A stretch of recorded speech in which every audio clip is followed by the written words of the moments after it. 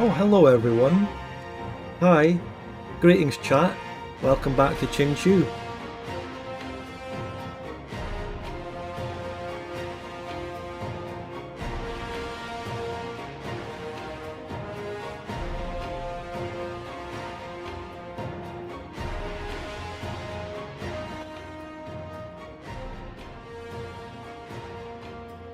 Hello there everyone.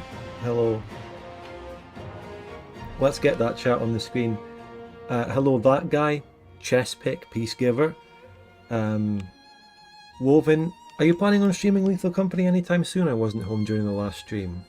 Well, you can always watch the VOD of yesterday's really fun stream. After playing it yesterday, I really do want to play it again. I really want to get back in. Maybe it'll be same time, same place a week after, so Friday. I mean, hopefully. We'll see. I mean, Lethal Company really depends on if I can get the players together at any given time. It's really difficult dealing with time zones because I've developed a group of acquaintances and friends who come from all over the world. So Pie Chucker was up at like 5 AM for that one.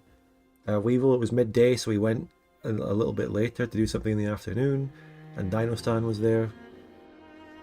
And then there were other people I asked as well to see if they were up for it, but they couldn't. But anyway, so yeah, yesterday, for those who are interested in the Lethal Company stuff, I did a great stream. It was fun. But today, we're back playing Vic 2. We're playing DoD Fan Fork. The greatest single-player LARP lore mod of storylines and event chains in Vic 2, arguably. To be fair, it's one of the only ones I've played. There are other mods out there, okay? Don't think I'm forgetting they exist. There's other mods that do this sort of thing. Just haven't gotten around to playing them. Hello Chad Todd, yeah, this update with the Qingqiu update has been great. Really liking Qingqiu so far. Looking forward to getting back into it on this Saturday.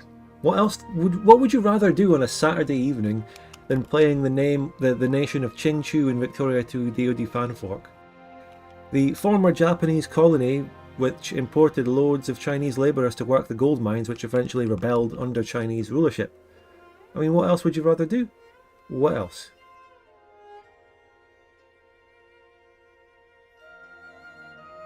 Would you rather be at the football? Some of us would. I mean, Aberdeen in the football are going absolutely fucking mental. They're on a 12-game winning streak. No losses in the Premier League so far, and we're at the top of the table until Celtic play tomorrow. And they'll win. But if they don't win tomorrow, Aberdeen are like truly top, with an equal number of games played to the other teams. It's crazy. And this is coming from Aberdeen doing shite for the last few seasons with different managers like a fucking revolving door. We got this Swedish guy in and he's just a genius apparently.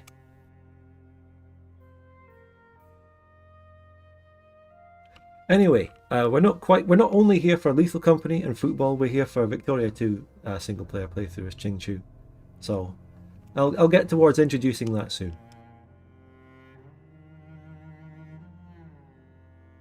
Great to hear it, Alexandra. I started this campaign, was it? Sometimes I forget which day, but it was, I want to say Wednesday or Thursday. Which one was it? It doesn't really matter.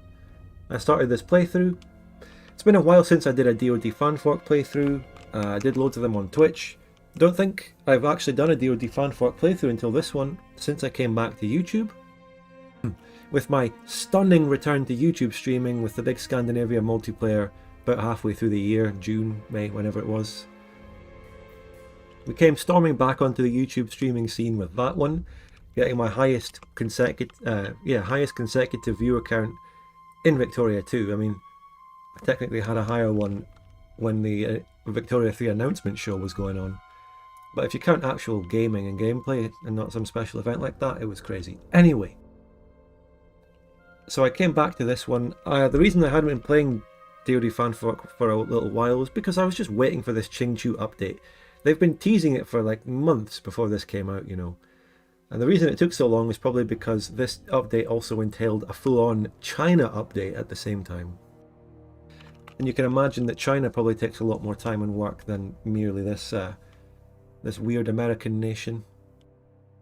So there, that's why I came back to do this playthrough, and I'm looking forward to continuing after our first session. We made it to the year 1847. 1847, if you're playing a multiplayer campaign, is really good for a session 1. If you make it to 1847 in session 1 of a Vic 2 campaign, especially in DoD, you're laughing. You're getting through it really fast. Anyway, how's everyone doing? I'll just another 5 or 10 minutes and then I'll actually start introducing the situation just to allow viewers to trickle in and get the full intro.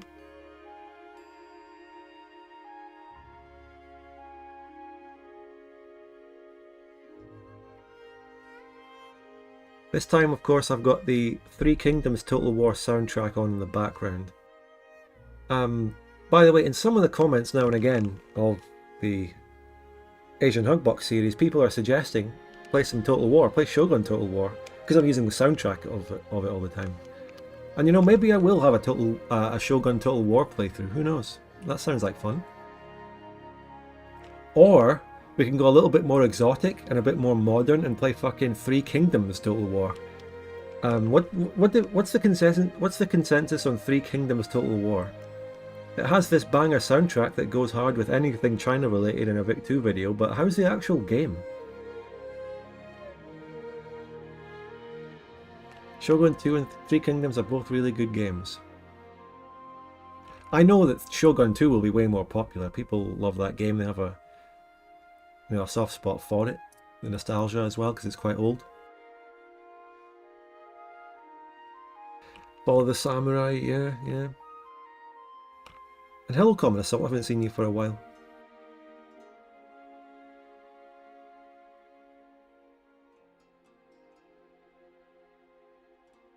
Is this MP? No?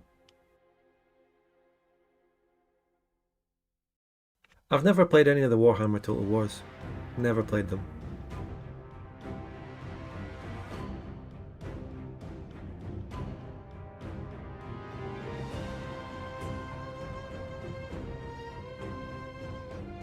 Alright, let's start getting towards getting in. Let's go towards the game. Let me lower the music a little bit again.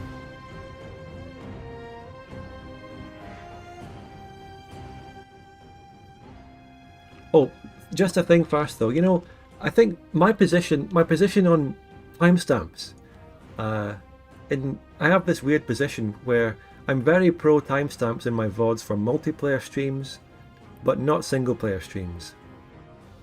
I like giving timestamps for multiplayer so that people know when the gameplay starts, when the rehosts are, if possible. But in these single player streams, I feel like this is all one big thing. It's just me chatting constantly. Like there's no actual break unless I'm going to get my cup of tea, right? It's one long thing. So I don't favour timestamps for these actually. But that's just my view on it.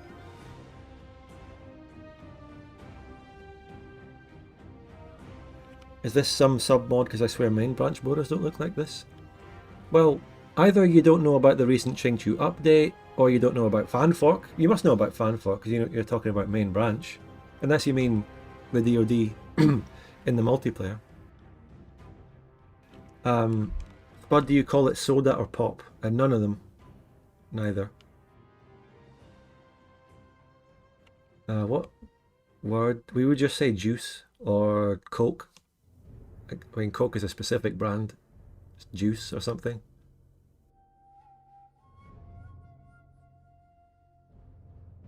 So, right. Shall we start getting towards introducing the situation of Qingqiu here after session 1? Would you ever play Qingqiu in MP? Cola? No, we don't really say cola. No, we don't say cola. Not here. I'll just answer this question about Qingqiu and MP. So, I mean, I answered this in session 1 as well, but I guess we've got a whole new audience of people this time, so whatever. We've got a whole new turnover of viewers, so let's answer it here too. In multiplayer, Qingqiu is a really mid-rate, mediocre American country, right? It's, in the long run, it's weaker than Arcadia, and it's weaker than Gran Colombia. Although in the early game, it has a stronger position relative. So in the early game, Qingqiu can be the kingmaker. It can actually sway things in America. But then as the game goes on, you really kind of fall off and realize you're really mediocre. I mean, you'll do better if you get immigrants. But as I've said as well, in multiplayer mods, Qingqiu is often combined with Zhurao to form Zhifang or Dongguo. So if you're in that situation, it's actually more interesting because you have a bigger emphasis on Eastern expansion, East Indies expansion around here. So that makes what? Dongguo it's in my fucking current play, my current campaign, my videos, right? Surely you know what Dongguo is.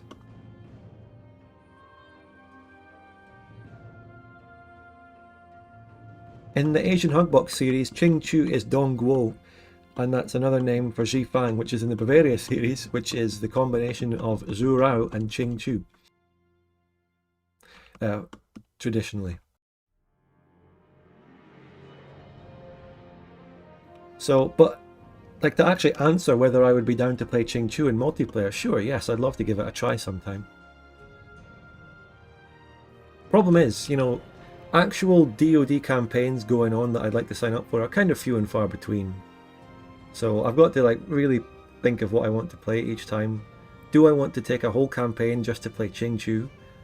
As much as the country has its own interesting stuff and dynamics in America, you know? Would a Qingqiu series even do that well? I don't think that many people are actually interested in the country. Personally, I would be okay with playing it and making a series, but, you know, just thinking of the audience, people won't be that interested. I mean, I'm sure I could, like, it would be interesting and good, and probably have some exciting stuff, but would you ever sub Qingqiu though? Sure, why not? Play a Qingqiu campaign and my life is yours. Mate, I've got to be a bit, you know, I've got to look out for myself here. I would play Qingqiu for a very large super chat. Nah, no, it's fine.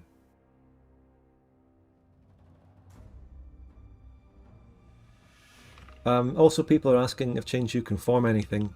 Not in the multiplayer versions that we could use, but in Fan Fork, I don't know.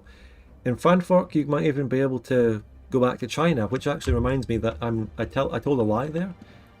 Even in the multiplayer campaign version, Qingqiu has always had the ability technically to form China. They can actually do that. But is that ever possible? Nah, not really. Actually, there is a situation in which Qingqiu or Dongguo or whatever returning to China could be done. And that is, there's actually a really interesting thing you can do, right? Because Qingqiu is in the Chinese culture group, and I don't know if this applies to Fan Fork, I'm talking multiplayer here. If you get a Japan player to cooperate strongly with Qingqiu, When Qingqiu takes one region in China, they unlock the Chinese conquest casus belli, which all Chinese nations get access to. So Japan, if they use a Qingqiu ally, they can give all of China to Qingqiu for no infamy, basically, conquering the states with that casus belli. And then Qingqiu may just form China, I don't know. And then that would be diplomatically allied to Japan. Now here's a crazy thing. This doesn't apply anymore. Mods don't do this anymore. But back when Japan got a full-on conquest casus belli against Qingqiu, theoretically, you could get Qingqiu to annex all of China, and then Japan could conquest them with the conquest casus belli. Nowadays, the man in the high castle decision on Japan only gives you cores on some of Qingqiu. Okay? But that crazy strategy used to be technically possible. No one ever did it. It was crazy. Now let's load into the game. How long into the stream are we? 19 minutes in. Oh, that's a solid introduction length, I would say. Right. What's the situation? Would you say Qingqiu needs a buff in MP, or it would be too much in NA? If you buff Qingqiu, it would have too much strength in the early game. It falls off into the mid and late game because Gran Colombia and Arcadia can exceed it. That's what happens. So I don't know how you balance that.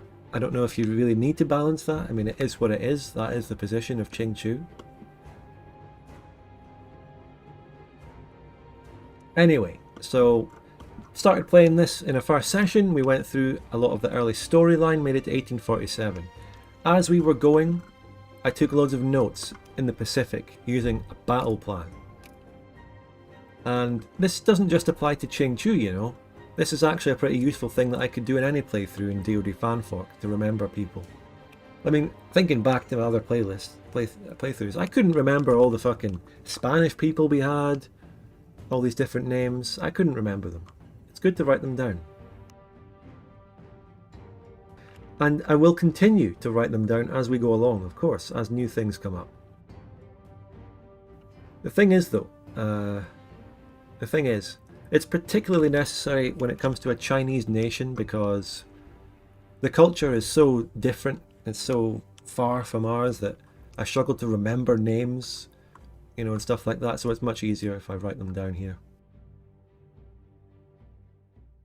The Valayans. No, the Valayans, we read it in an event. The Valayans are confirmed. They may have mixed with initial, like, Spanish settlers a little bit as they converted.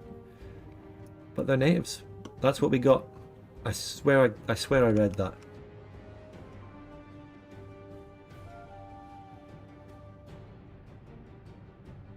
Alright, so Fusang is the Chinese word for all of America in the mod. Right. Storyline is, look, if we go through all the notes in order, Yang Fu Ting is the guy who was the first leader of Qingqiu after it rebelled from Japanese colonial control. He ended up, I don't know, getting into a dispute with the miners or something. And he went into exile and took over the Kingdom of Hawaii. So he is still here. And in certain cases, if you take certain paths, he can come back and retake the nation and be the leader of it.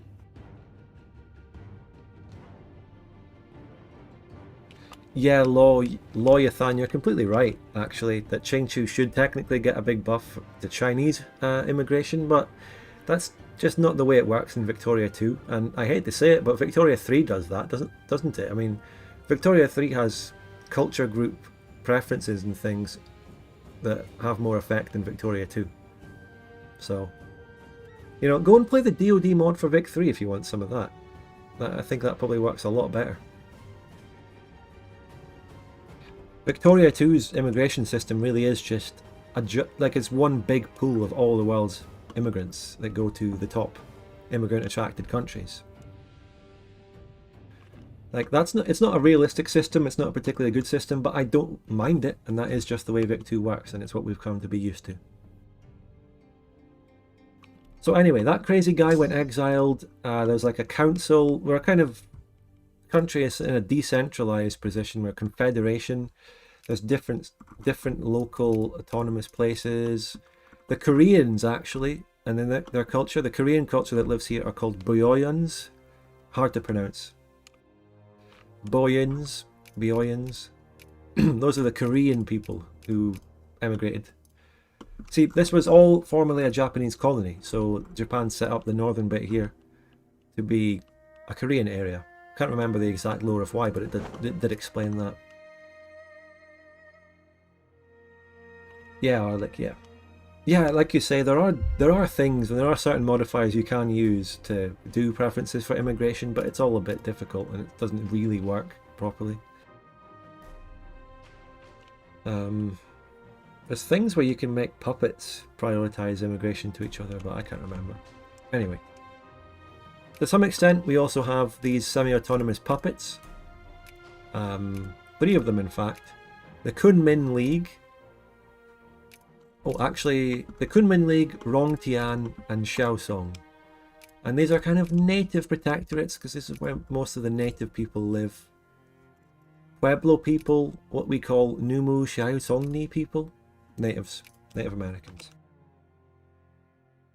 And so Li Zhen was the founder of our country. He was a scholar.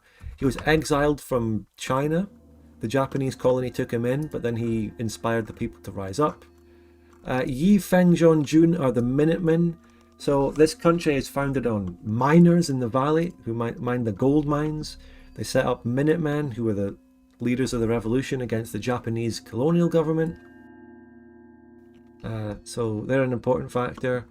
There's also a kind of Taiping Christianity that was founded. Mostly these people here in the Dayan region, which has its cores of the Heavenly Council of Dayan. And they're just a cult of like people who have set up a proto sort of Taiping Heavenly Kingdom religion. Although it's not actually that. It's like an earlier, different alternate history thing. What else have we got? So that's Shi Jiao. K.I. Fu was a Plantagenetan. And by the way, the miners and the Minutemen, they're liberal. They're very liberal. Anyway, Plantagenetan guy went native, assimilated into Chinese culture. I can't remember what his significance was, but that's a guy, K.I. Fu. That's who that is, if he ever comes up again. Tai Shi is a racial slur against European immigrants of the Qingqiu people. It means Westerners. Valayans, as we mentioned, are like native people who live in the valley, of course. And they are pretty much... They're native people, but they were part of the earlier Spanish colonization, so they became Catholic. We learned the plot twist that Qingqiu was actually a formerly Japanese colony, so there are still some Japanese people, although they are Kaiganese. Kaiganese are Japanese colonial people who moved across. They dominate the northern Japanese colony here, which is still a dominion of Japan, the Hokkaigan Development Commission. So that's Kaiganese. Japan itself still controls this island directly and this island directly. They are our rival. We broke free from Japanese colonial rule, whereas the North stayed. And one day we want to fight them and get all of it under ourselves here. The Toyota clan, actually called Toyoda, I think, they're a group within... They were like landowners, Japanese landowners within the Qingqiu colony, who sided with us, betrayed Japan. And they're an important factor, probably going forward against the Japanese later. Most important guy right now, though, is Ku Shi. This is a big lore dump I'm doing. Hope you're following. Ku Shi is our current leader. He's a Republican, he's quite liberal, but he's also a strong leader. And he led us to victory against Gran Colombia in that scripted war. If we lost that war, he would have probably been exiled. And for all we know, Yang Futing could have come back if we lost. So, in the southern area of our country, our starting borders came to here. This was our southern starting border. Lusitanians live here. Those are Portuguese/Spanish people. So Gran Colombia declared a war on us in like 1845 over that, and we won, kicked their arses, and took some concessions in a scripted event war. We managed to get some concessions. I mean, it's only really Mexicans and Lusitanians that live here, but we can maybe do something about that and have some immigration coming in. Internal immigration of our people. Keifu ruled the miners when they marched to the west once the mines ran dry. Yeah, and I should also mention that there's problems. The mines ran dry. We don't have those gold mines anymore. Very few gold mines left. So the miners became really sad and angry about that, and they've marched on us, and they've left a lot of banditry, gang activity. There's all sorts of problems. We had gang activity, piracy in the north, Pacific pirates. And later, with certain things, the national order laws, all we need now is actually 100,000, and we can get rid of all that by paying money. So basically, we should actually just prioritize building up a lot of money right now. Get rid of the banditry and stuff. The last thing to talk about, as Felix is asking right there. So, this was our own decision. This wasn't scripted. I colonized beyond the Rocky Mountains into the what is now called Laofeng region and up here. Those were Plantagenetan cores. So Plantagenea decked war on me in like 1842 or something. And I went over and fought them, taking lots of attrition. But then, while we were fighting that, the Belgian Confederacy declared the Great Arcadian War against Plantagenea and kicked their arses, causing Plantagenea to balkanize, break free into 3 different civil warring nations: the cowboy king Umasarita versus the slave-owning l'État Canadien and the Louisians, who are more liberals on the coastline. So, I need to go to bed now. Fucking hell. There's all your Qingqiu lore dumped. So, there's your introduction. What are we all feeling about that? Where do we think we go from here? I ended the stream just after we beat Gran Colombia and took our concession from them, and my armies are marching home. Do all Plantagenean nations have cores in the 2 regions you colonize? Yeah, Umasarita even does. So as much as I'd like to say, oh, I'd love to ally the Cowboy King and all that, you can't really do that. He's also technically an enemy, and I actually want to ally the Belgian Confederacy. But, or Vinland. Vinland used to be the Scandinavian Dominion, but they broke free, and oh shit, the police are after me. I don't know if you can hear that though, because I've got a good noise gate. But yeah, Scandinavia is actually re-invading Vinland, and we can look at that. Scandinavia is trying to retake their colony.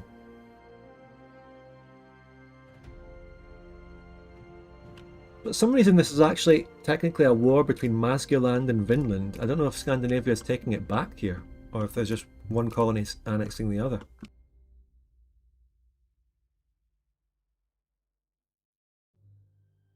Hello Cake Man, and Lidoge, and Brady, and everyone who's here. Welcome, welcome, welcome. So, now that we have all been introduced, I've dumped the lore, let's start building up money, doing naval tech, and taking the troops home after our victory, and all that.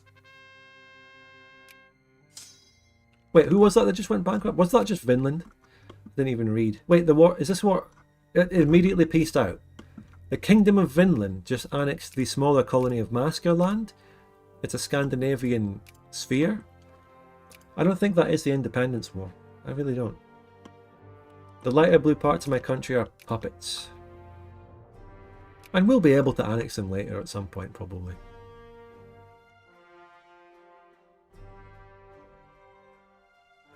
So later in the game we do have a decision to begin the revenge war against Japan and expand north. But we have to get quite a few techs before we can do that.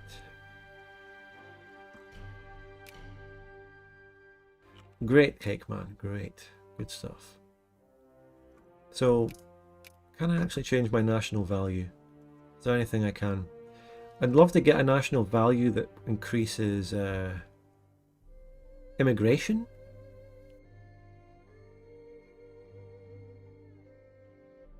I'm not sure which of these would actually give immigration. I don't think any of them do.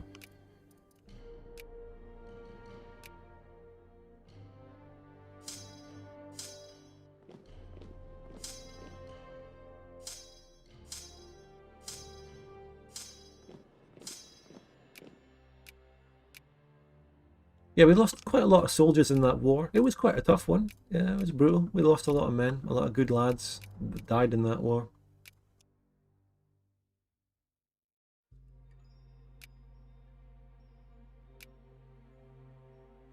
Well, let's keep track of these regions as we go through the game to see how much assimilation and stuff we can do.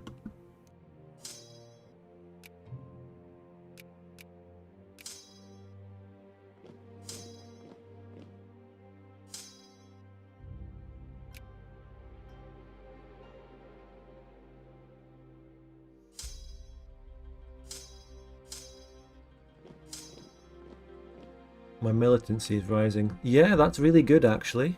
I'd love to get some reforms and get some more immigration. Are we getting immigration? Yeah, we're on the... oh shit. Oh my god. Hold on a second. I'll get back to you on that. Gran Colombia just exploded, which is actually to be expected after us winning that war against them. And this includes Lusitania, interestingly enough. Ooh, Lusitania lost its cores. Oh shit, that means that we probably really can assimilate this and like put my people into it. Shit, that's amazing.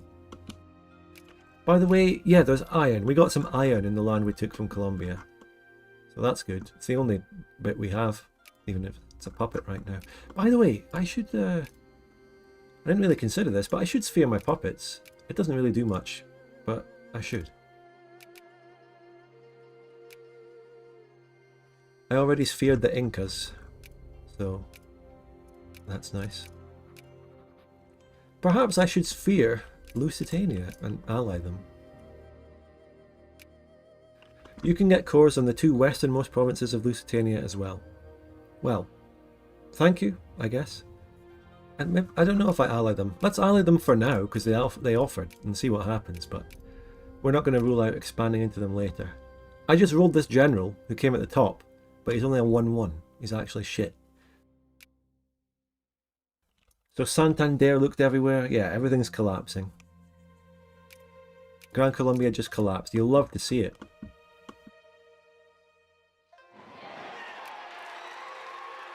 I suppose let's stay allied to Lusitania for now, just to make sure that no one comes in and like reforms Gran Colombia by annexing them. I suppose.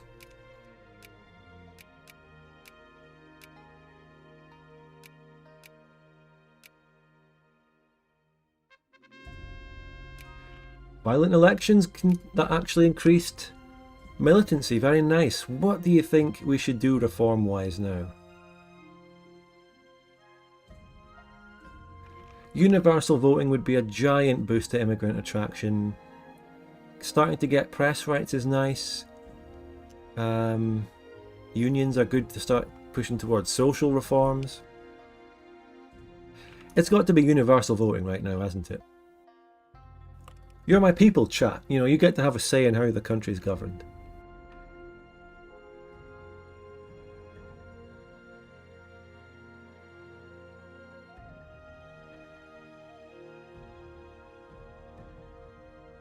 Qingqiu anthem. I forgot to look into making some kind of Qingqiu meme anthem. Maybe later. Maybe I'll get to that later.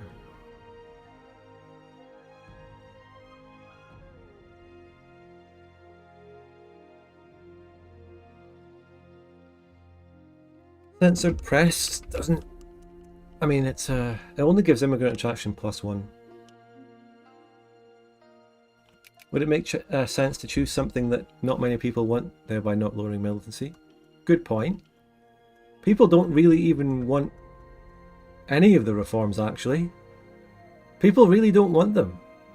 People don't want them. So even getting universal voting is good. That puts up immigrant attraction by fucking 25%. It's huge. You have to get it, right? Given how well my militancy went up just by pretty much doing nothing here this session, I think it would be pretty easy to get another one soon. So there's plenty of time and plenty more opportunity to get more.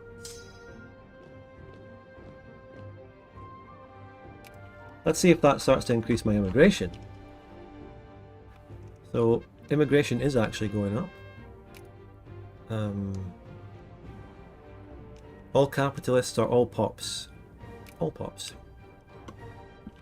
Amazoni and Beornia are actually getting the most. South America. Hey, they've buffed Beornia. Beornia had a bit of a rework, by the way, after I played it. The provinces have been rearranged. in a kind of interesting way around Whitehaven here. They renamed the capital to Nazareth instead of Camelot, and it's getting more immigration now. I never really got it to get much immigration when I played it. We could return to Bionia someday. Wouldn't rule that out. Oh, Jesus Christ. Gran Colombia's fucking imploding even more.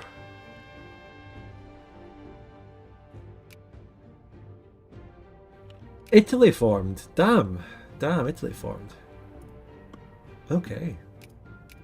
Aragon fell apart, Italy formed. Navy encircled.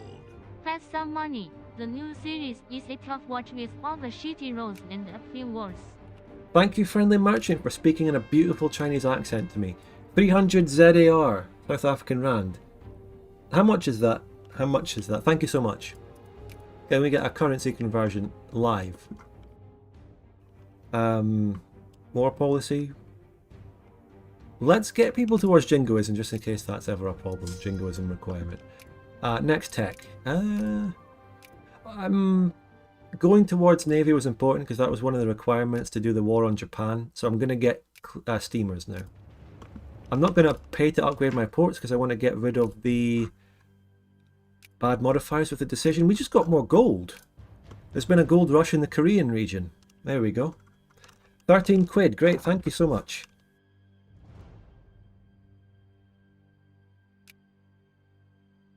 And YouTube takes 30% of that.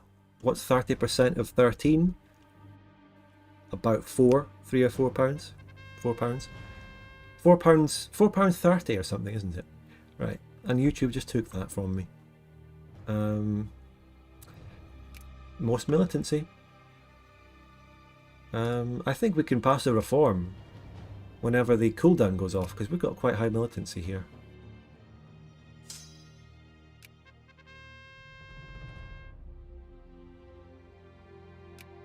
Oh, that was a huge one. Holy shit.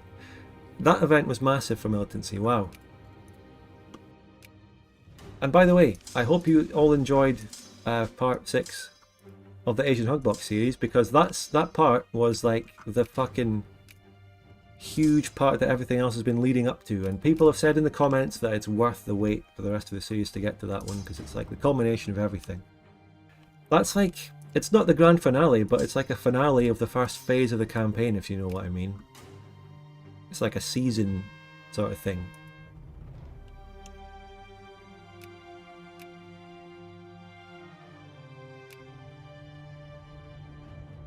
Thank you, thank you.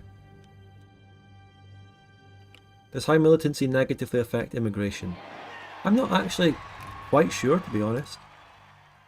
Because immigration is really down to other people coming to you. Militancy affects emigration. It can make your people leave the country. Thanks, chat. Thanks, chat.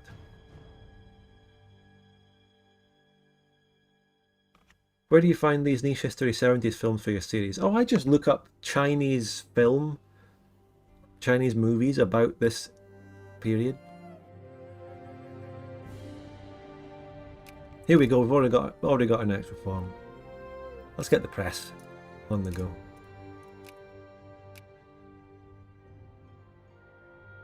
Why does my other account's chats not show up? Mate, I have absolutely no idea. I don't know. Who knows? But yeah, you just look up Chinese movies. Chinese films, since it's like a completely separate culture and language, like they're kind of locked away, they're hidden. But if you actively search for them, you'll find them. And you're lucky if any of them have English subtitles. My day's been great, Rex. It's been fine.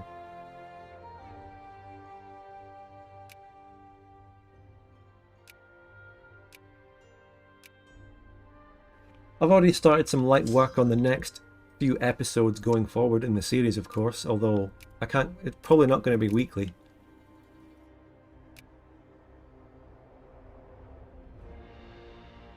Yeah, that specifically the most useful thing was this series called it's just called The Taiping Heavenly Kingdom in Chinese. No English subtitles, but it was released in 2000 and it's a massive fucking It has like 32 parts, massive series about the Taiping Heavenly Kingdom.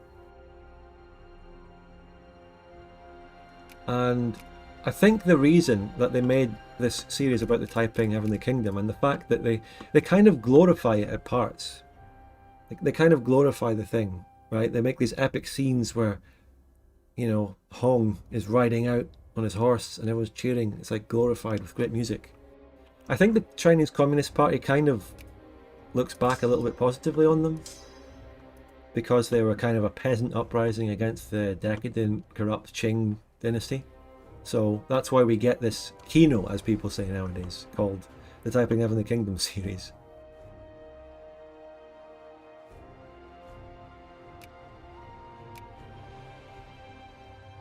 So yeah, I mean, obviously, whenever you watch some Chinese film, you do have to keep in mind the political biases and stuff that they have, but otherwise, why not just enjoy them?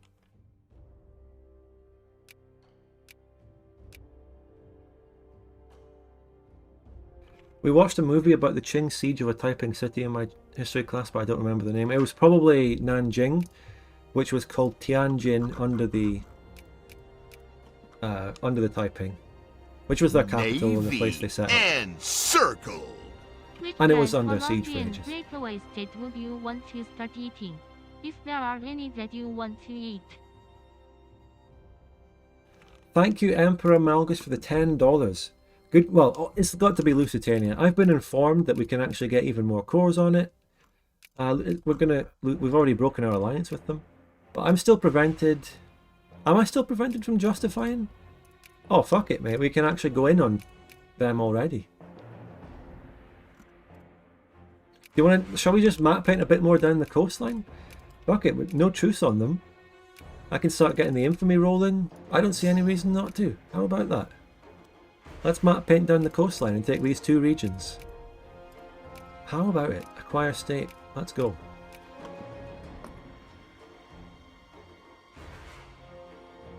I always wonder what would happen if it succeeded, because China... Honestly, when you read about it or watch some videos about it, Taiping, it fucking never would have succeeded. I really don't think it would have. The case for national value changes to liberty. Oh. Oh, this is great. This is great. Our national value changed to the one that gives immigrant attraction. Wow. That's amazing. But yeah, the Taiping Heavenly Kingdom, like Hong and his top people fell into infighting. They literally fucking killed each other. Their ideology and stuff was nonsensical. Like, they literally banned sex. I know that sounds like that was a really fucking cringe statement for me to say, literally. But they banned sex. They split men and women completely. That wasn't a lore event. That was a generic event for becoming a universal suffrage thingy.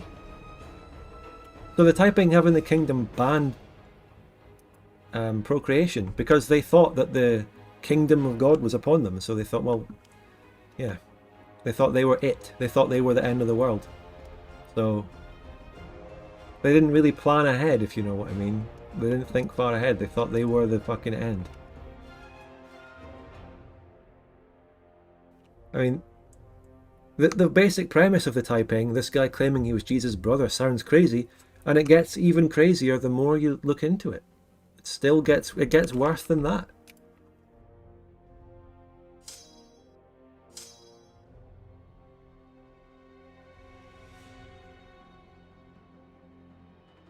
Except, of course, Hong himself was allowed to have 88 concubines. He made himself the exception to the rule. And his top generals also happened to be exceptions to the rule. Exactly, Gladius, exactly. The national order laws. Oh, we got our money now, we can get rid of the pirates. Gang activity, banditry, pirates, they're all gone. Boom. All of it gone. Bad modifiers gone. More gooder, greener number happening.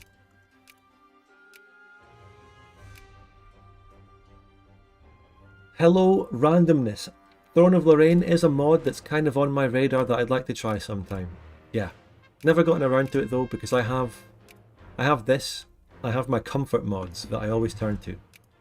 And look at that, we're quite green on immigration now.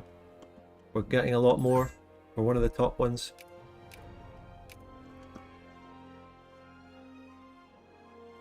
How is the Civil War going? Sarita seems to actually be winning.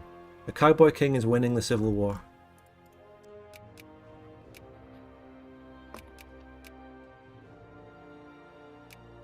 Cowboy King is fucking winning.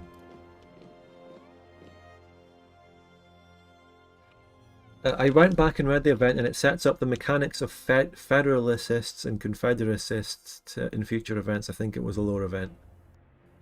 Well, look, if we start getting more about it, like, there were no Chinese names or anything in it. I really don't think it was real. Oh, the event to get rid of the bandits and shit didn't even actually take the money that it required, so I can upgrade the ports.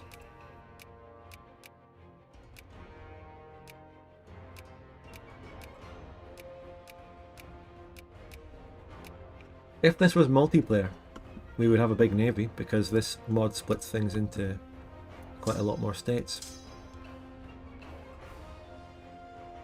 I suggest the Hanseatic League, NGF, with all the northern port cities produce precious goods. Cool. There's quite a few countries in Throne of the Rain that look like they're fleshed out with a lot of good stuff that I can get into.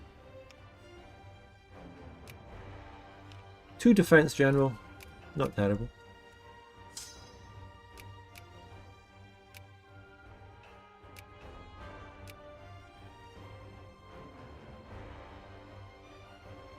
So the Cowboy King is actually winning, and he does have cores on me, so do have to pay attention. Am I allying anyone in America? Vinland became a puppet again, so they are actually a dominion, colonial dominion. Good to keep in mind.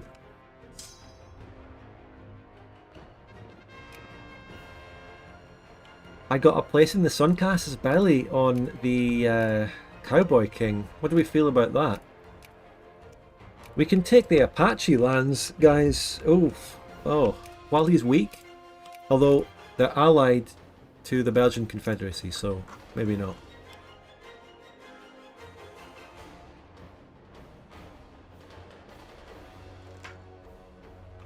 It's interesting that YouTube won't let me mention anything about the opposite of peace in chat. We were having this problem last time, but some people were able to say it.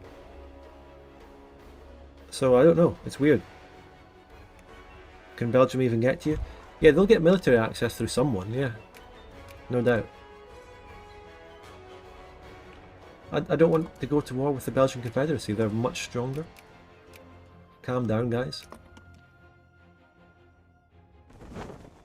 Some people have the privilege to say war in chat and some people don't. I don't know. I don't know, lads. Sorry. Some of you can.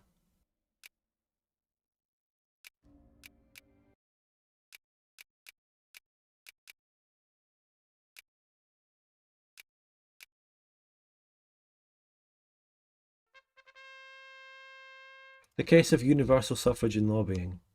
Now, if we look at this event, right, does any of this actually? Yeah, I think it is. Yeah, this is the political struggle within Qingqiu here, because it mentions coup. But other than that, it looks generic when you think about it.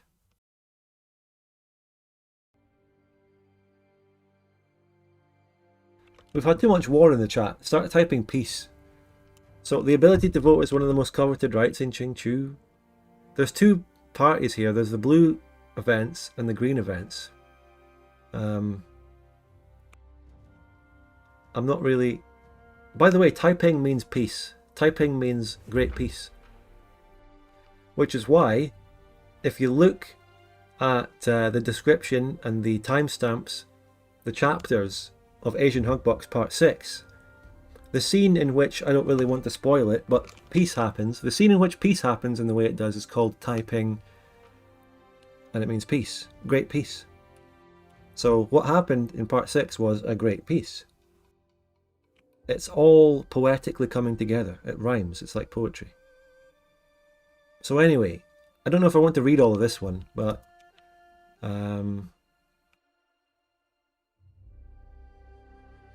We already have universal voting. I mean, I'm playing the type of country that we want to get as much immigrant attraction as possible, so if I did that one, I would actually revert a reform, so I don't really want that. This one, yeah. The next thing is something to do with a Catholic petition, so we'll see where that goes.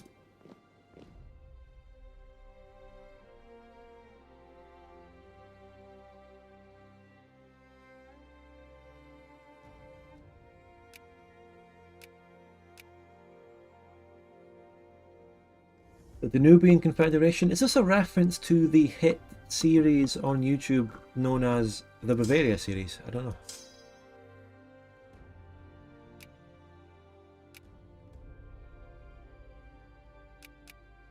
Alright, I've got my casus belli, but let's just fund the army first. Here.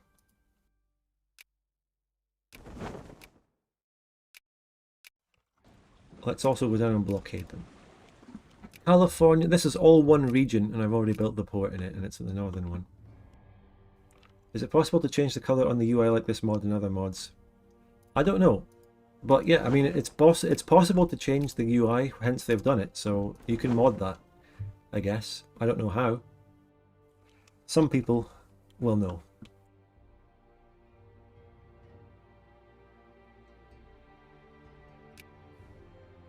Skraeling Council, Perpetua, and San Salvador. Lusitania has managed to get some random items. What is this? Ronst became a Scandinavian puppet. Oh shit! Oh wow. The Scandinavians have expanded their colonial influence around here. How am I ever going to get Ronst? Wow. Ronst, I really want to take it. I want fucking Ronst. And it's 60k pops. Anyway, in this region, which we renamed... What did we rename this region? Oh, it's still called California. Do I have Qingqiuans here? Yes. No assimilation yet. Maybe later.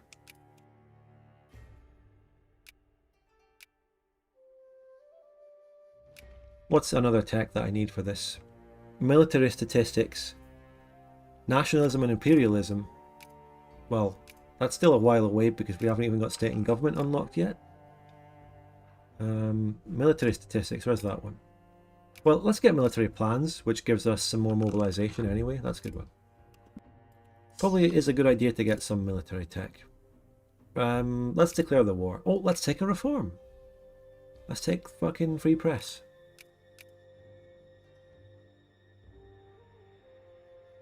Yeah, boy, exactly. That's something that we can do. Although I immediately got banned from them because the AI is on point with Sphere Wars. Alright, let's take the region of Santa Catarina.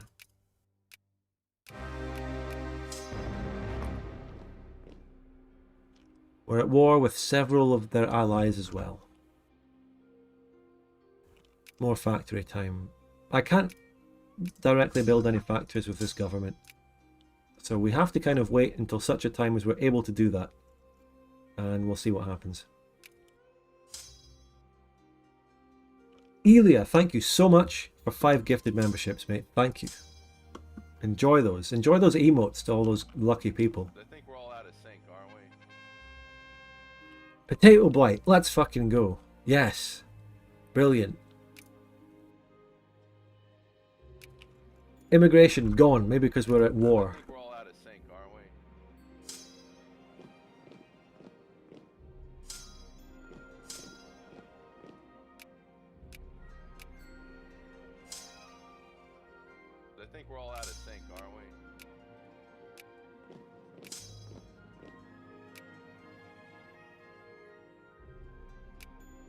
Mate, my generals are all absolute ass. I think we're all out of sync, aren't we?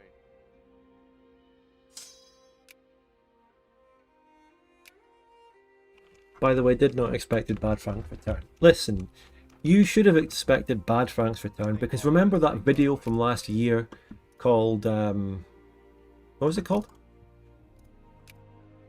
Well, there was a video I released where it was just a basic. It was Victoria 2 without mods. It was a basic playthrough of vanilla casual game that we had once. Now, even though that was released during the time of the Bavaria series was from like 2 years ago, whereas that video was very recent. The Victoria 2 Without Mods video was played only a couple of months before that video came out. I don't know Jude Lind, actually. I mean, I don't think I have any non-DoD campaigns saved up to make a series out of at the moment. So... Ooh, this is a lot of militancy.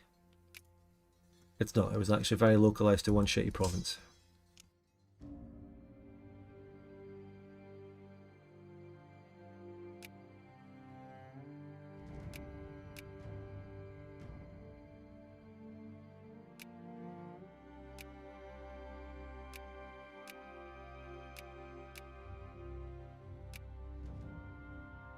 I've encouraged soldier pops really high, although I'm still missing so many soldiers.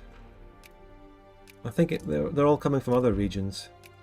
I think I might start moving down the other regions now.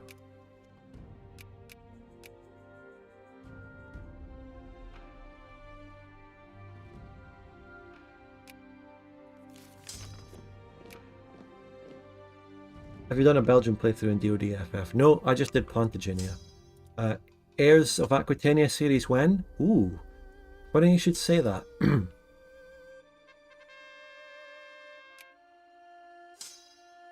But the current series will go on for some time longer anyway.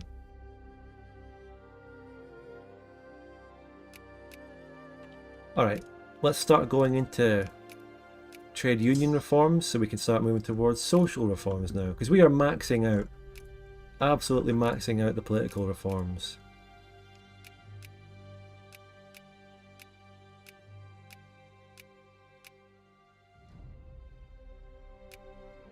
Qingqiu people, and a nice minority of Koreans and Valians are moving to the colonies out here. We could maybe state them soon. What are your thoughts on the new game Paradox are cooking up? I'm not going to get into any detail on that now because there's so much to it, but I like where they're going with that EU5 shit. Yeah, it's nice.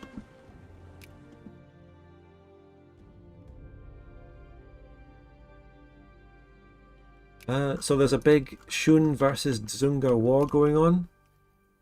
The barbarians are invading from the north. By the way, playing the Great Shun are part of this Qingqiu update, and they've had a massive update, so they've got a lot of new content. But the Dzungar might also be an interesting playthrough. We can get some big map painting going with them.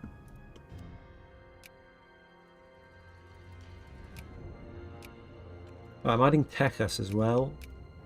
Definitely. Yep, I can afford all that.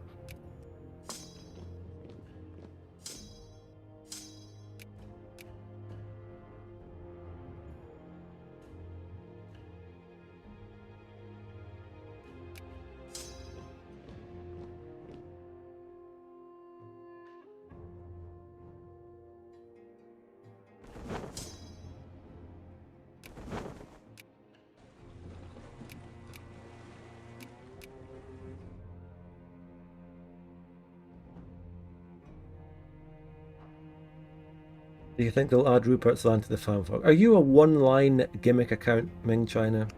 You were coming here to say that when Dinostan was playing, and he I don't know, apparently that's some kind of in-joke you have with him, but now you're here in a solo Vic 2 stream with just me?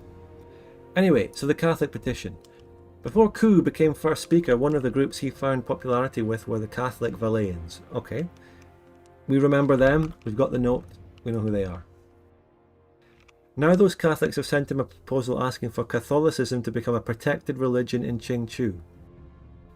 Their reasoning is simple. The influx of immigrants into traditional Catholic lands is threatening to displace existing communities, plus previous leaders like Yang Fu-ting.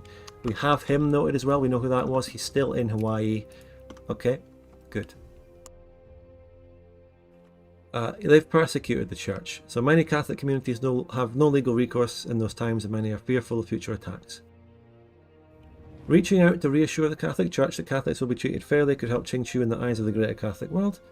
However, the country was founded on the idea that all religions would be treated in the same secular government, and would it be truly benevolent to favour one above the others?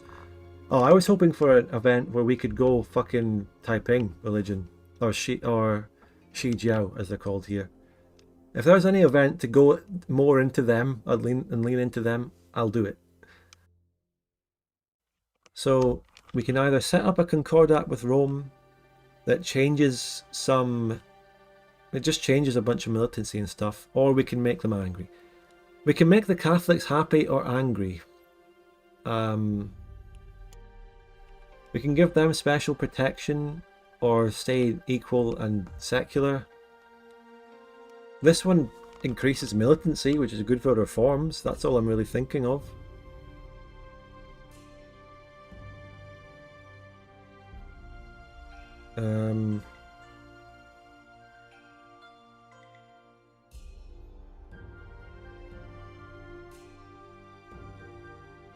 I believe Utah Taiping's Breakaway will have more content in the future. Qingqiu updates, but not this one. Alright. Which, did I take the blue or green one for the last one? Maybe we can try and make a balance so that one side doesn't completely fuck us up. Oh, Dang Dong! 3 defense. Fucking, we got Dang Dong. I took the blue one last time. So if I can take the green one this time, then we're making a balance and we're sticking to our original secularist fucking beliefs, and yeah, it's liberal. We'll just do that. Alright. And the next one, it said, was going to be about the Tai Shi, who are the European immigrants. General Dang Dong, lads, let's go. Dang Dong.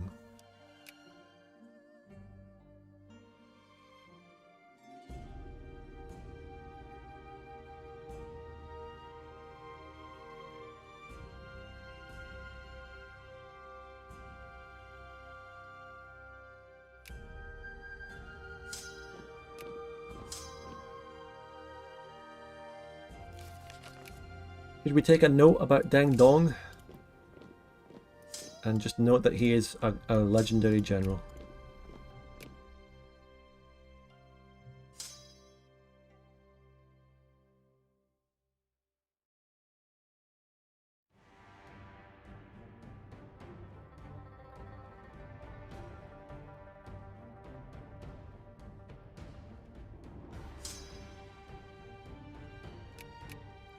You know, we need to take inorganic chemistry at this point because the attrition is still so bad a lot of the time, no matter where we are.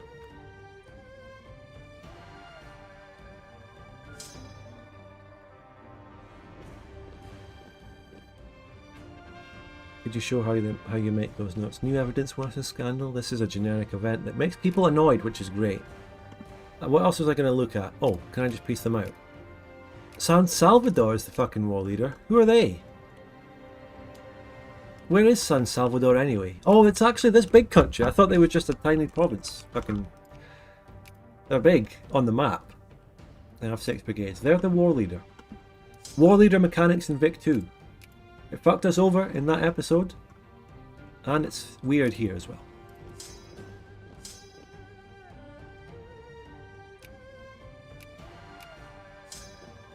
Let's kill their army. It's war score.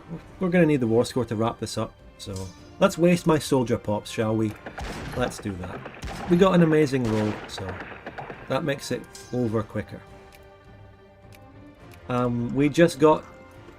So it seems like the Cowboy King has won, and he has formally annexed the other 2 breakaway Plantagenetan rebellion nations.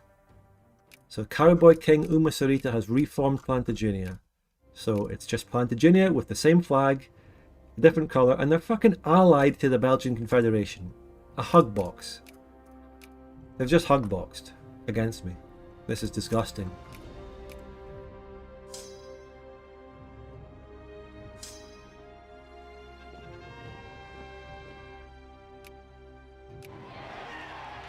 Alright.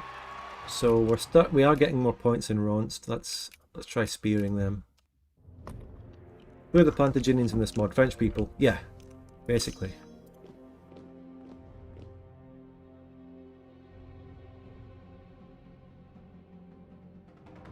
Did you recover from the last stream disaster in your country? Yeah, we were already kind of recovering from that anyway, but I took the event that got rid of all the banditry events, so The banditry is gone, the economy is good, everything is absolutely hunky-dory. In fact, how about we build some more ships? Violent elections sounds bad on paper, but it's actually giving us militancy or reforms.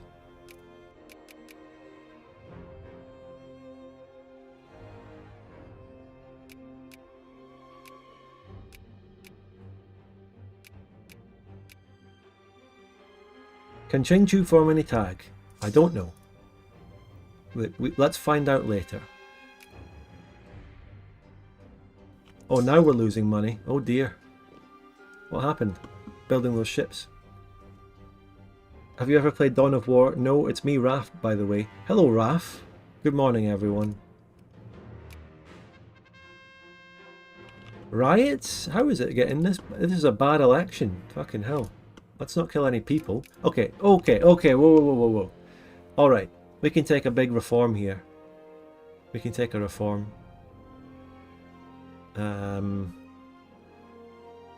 Healthcare gives pop growth in the last two. School system might be the best to go for now. School system would be good. Don't spoil anything anyway if you know what Qingqiu can form. Don't spoil anything. No police is that, and then... Okay, we don't want police because that would lower militancy. Restricting child labour affects my industry, but then it starts to increase education. I mean, to start with, honestly, education might just be the best to go for. It definitely is. Let's see how many immigrants we get when we peace this war, because I think we should be doing really well. Like with the national value, universal voting, and loads of different reforms that we've taken.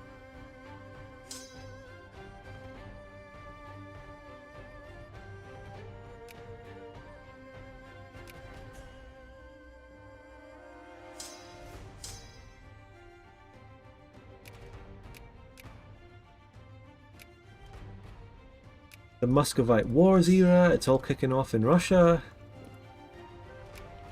By the way, oh yeah, so Vinland United killed Maskerland under Scandinavian rulership, but Maskerland is released again. It's all crazy over there, just mental. Look, the typing player from that has joined a multiplayer game since, but he's still just really quiet and doesn't speak much, so... you know, you might have those of you who watched my Reno session might have noticed that Ode was in the Reno session, but like halfway through it, he missed a rehost because he was quiet, didn't say anything, and he wasn't able to come back in. So, anyway, tech, what are we up to? Let's get ourselves state and government, because 1850 has passed. Has he at least learned some things? Well, probably, yeah.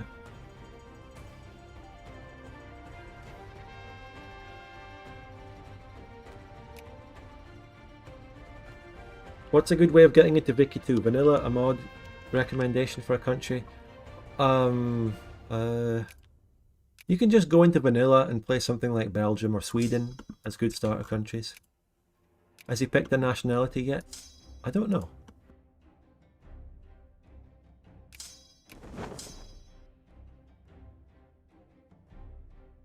Our economy's bad, and the soldier pops are just awful.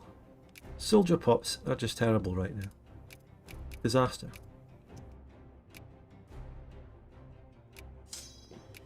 Can this war fucking end?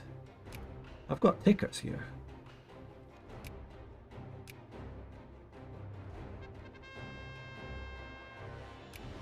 Yeah, okay, yeah, vanilla's fine to learn the game, but yeah, play one of those other LARP mods as well. I don't really know. I never really ever got into HPM or any of them myself.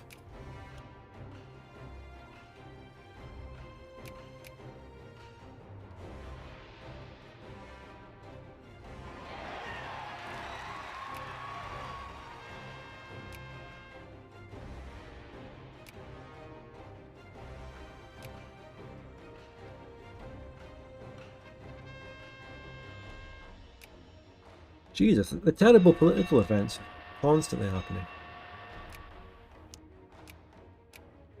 Do you think I'm stab hitting San Salvador? No, because I'm not at the war score of the war goals.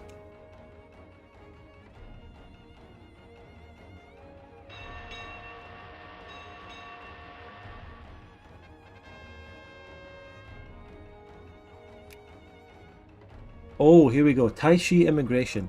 While Qingqiu may be a nation founded by immigrants, it has mostly been accepted that those of Asian ancestry are the preferred people of Qingqiu. Ooh. Ooh. How long ago was the Japan series recorded? Tell you what, go into the video, go past the opening cinematic introduction, and go to my introduction where I start giving a rundown, and there's a point where I post a message by Expert Marksman in my reply to describe what happened in parts 1 and 2. There's a date on that message. That's your mission. Go and find it. The most annoying thing about Vic 3 is that it's not even a fun single player game. Like as an economy manager, it's less depth than Vic 2. Well, there you go. Thanks for sharing your views, specifically with me, like pinging me, at me. You know. Are you returning to back to China or? We'll see. We don't know yet. I don't even know how possible it is to go back to China yet. We don't know how the events will go. We'll see. If it's possible, I'd like to give it a good old try, you know? Let's try. Did anyone notice that if you're a few sec out of sync with the stream, your comments won't show up? Oh, I don't know. I don't even know what you mean. Hello, Susie. Oh, so much chat. Navy and circle. So much great chat. 下一万 social credits go for establishing Chinese taxes. Thank you, Max, for the $5. Anything related to social credit and that sort of thing sounds great with this text-to-speech. So bring in those super chats and make your Chinese jokes, because the Chinese text-to-speech is just fucking brilliant. I'll put the chat down there so that you can see my national focuses. Okay, right. So, you know, there's been an influx of European and Western immigrants. So Germans who fled Germany during the hollowing. Many in our country associate Taishis with criminals. Not helped by the rise of Taishi gangs. Yeah. Some people want to protect the national fabric. Well, we know what I'm going to go for here. As much as there's LARP and all that, you have to just think about the basic Vic 2 mechanics. More pops equals more gooder. Right? A law-abiding man can become a citizen. So this one pisses off people. It increases stuff. But I'm going to go for it because that's what I want to do. We want to bring in as many immigrants as possible from anywhere. Even Europe. Ugh. Yeah, more pops equals more gooder. That's how Victoria 2 works. And if we could end this fucking war, Plantagenet and Vinland are getting immigration, you know, I want to get my immigration. But the war's dragging on because it's got a stupid invalid war leader who won't peace out. Oh, another major national scandal. Great political event. Thank you.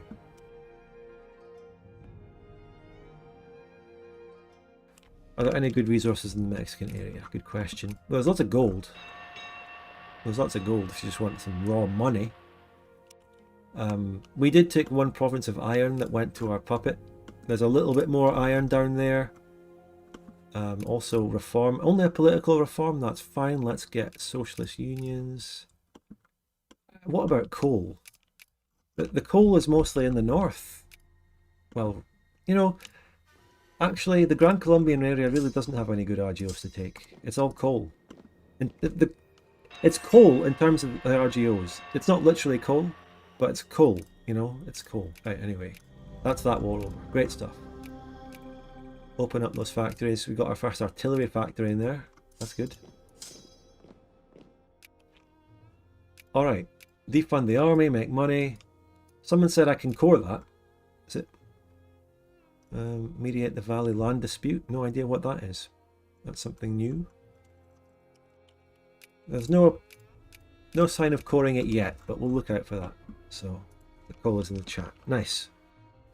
Are the Cherokee still around? Yeah, the Cherokee are fully independent here. Plantagenet does have cores on some of it, but not all of it. The Cherokee are thriving. Encircled. I hope to raise my social credit score by paying my tag to the Celestial President. Thank you for the $10, PWH. Perfect. It just sounds so good with that text-to-speech.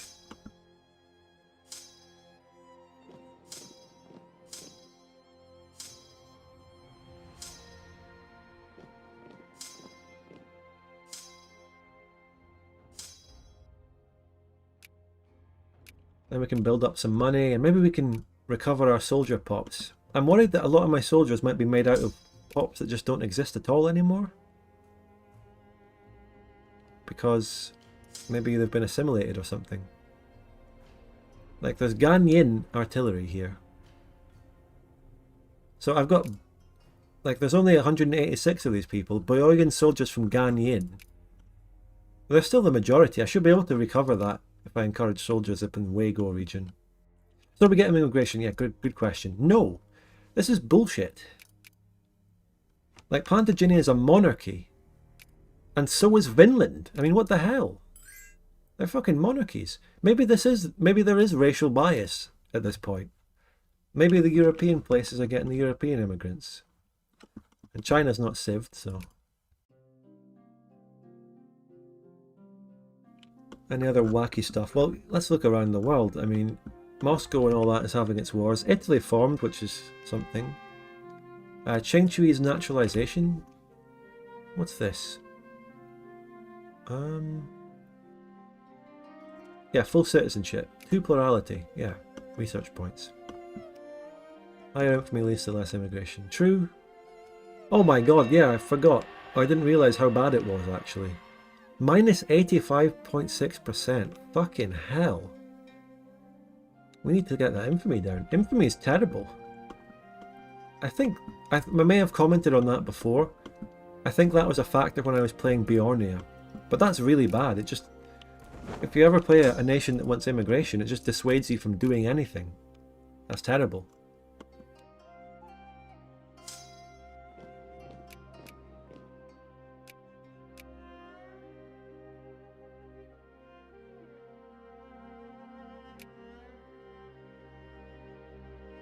But you know, I don't want to put it down to the infamy. I'm putting it down to racism.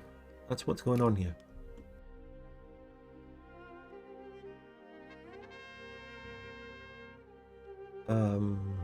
Liberal in the upper house.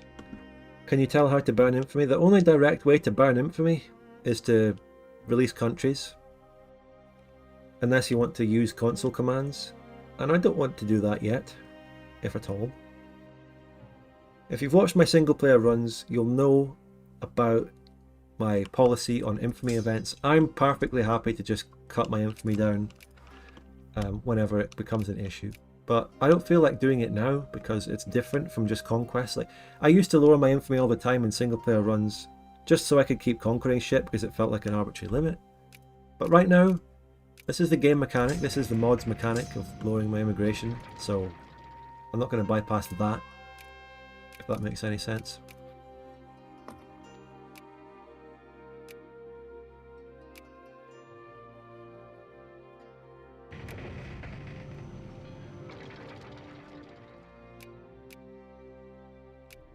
Okay, soldier pops, very much needed these days.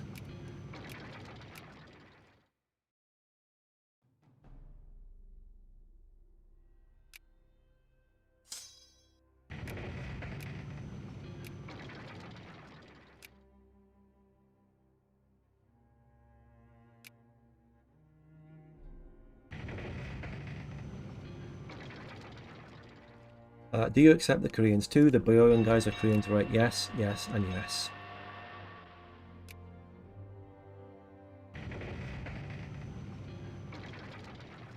Okay, Andrea, I've got you.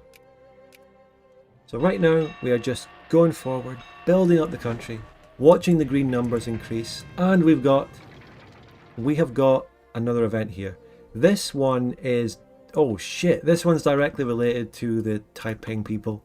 The Heavenly Kingdom Diane lads. So let's have a good look at this one. Kind of want to play more of Hokkaigan. I don't know what content there is for Hawkeye Gan, but they're a really interesting nation, right? I hope they do have some content. I'd love to check them out. It actually starts as a Japanese dominion as well. You're going to be a puppet. So when the Jinhei and Jinshang mines, which are here, all over the valley, when they ran dry, many thought that it was the end to large-scale mining of precious metals in Qingqiu. However, word is coming in from Dayan that an exceptionally large load of silver has been discovered in their land. Whoa! The Shi Jiao, who are the Taiping religion people, led by their leader, whom many outside of Dayan call the Mountain King. The Mountain King. I think I saw that in a note already. I'm actually going to write that in my battle plan here. I'm going to write it.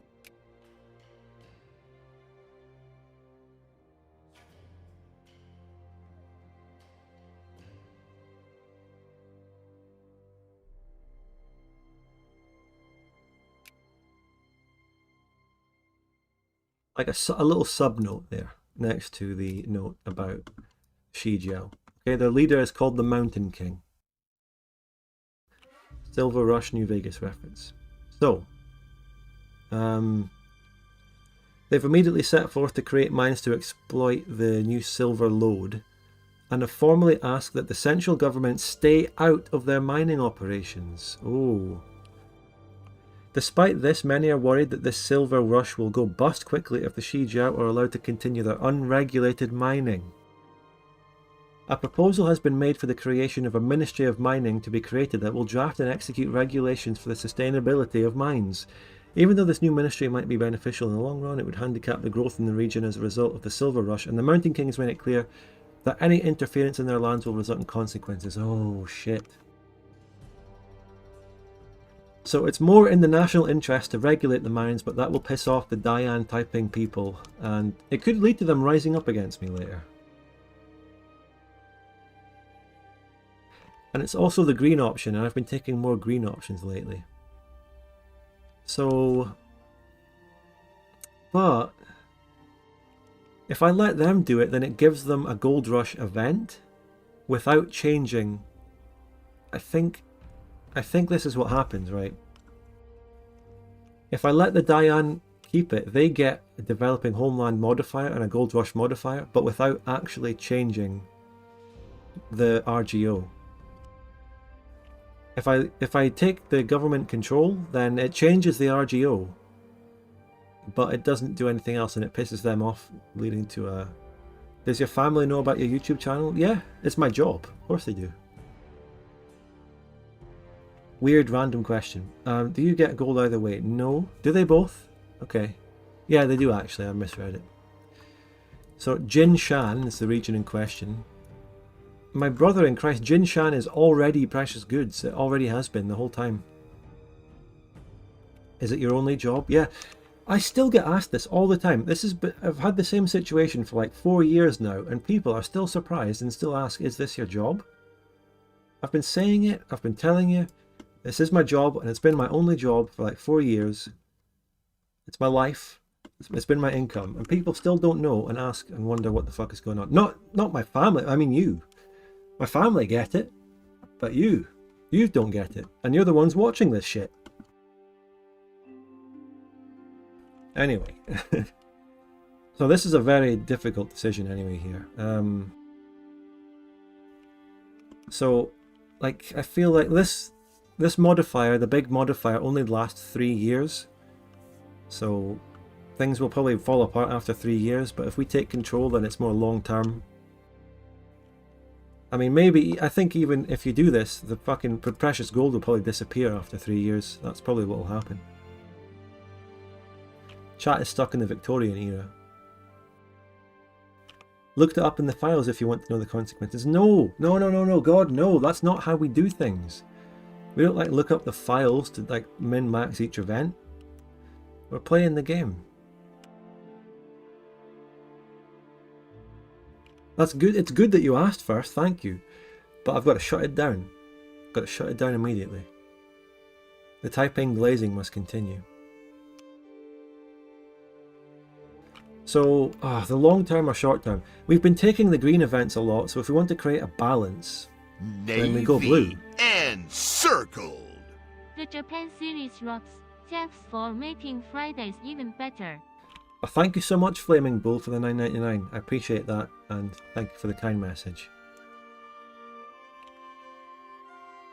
I think we go for the short-term boost. We fucking praise the Shi Jiao people, the Taiping Heavenly Kingdom religionists. We praise them, let them have their way. We get a very good boost to pop growth and assimilation and all that for a little while.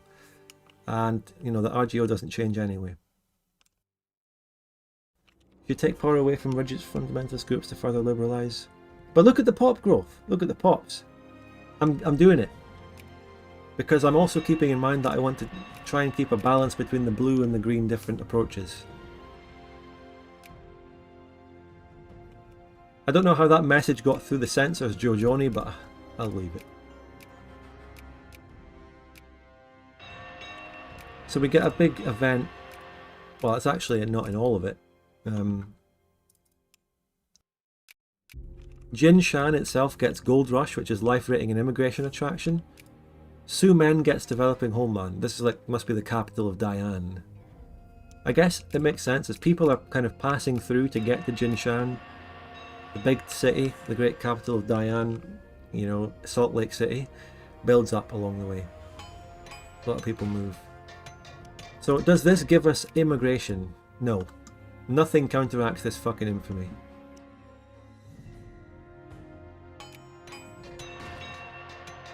It's going to put a lot of internal immigration to the place, I think. And increase pop growth for a little while. Yeah, where the fuck... Is this the Salt Lake here? Actually the Salt Lake. Dayanhu? Look, you can actually see the Pinyin fucking tone markers on the lake, but no provinces in the world have them. How come they do that with the lake, but nothing else? There's Salt Lake City. Wait, hold on. Let's do some research. What does this mean? Let's figure it out. I know that Da means great. So big, you know. Da with the lower accent means great because that comes from Da Qing, Great Qing.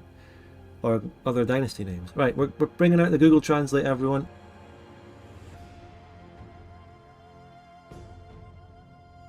Let's go. Alright.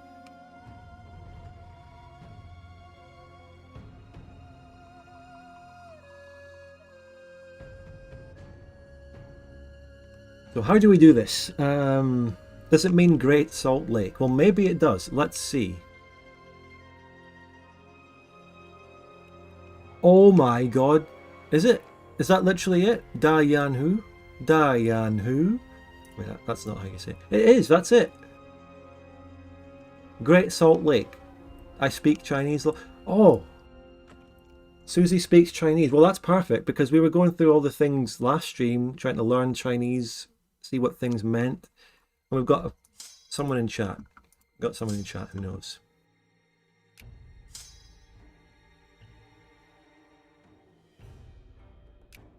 We got someone called Susie who speaks Chinese.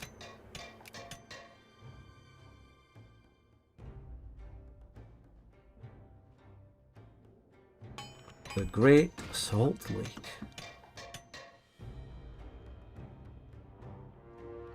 Dayanhu. Okay, that's nice.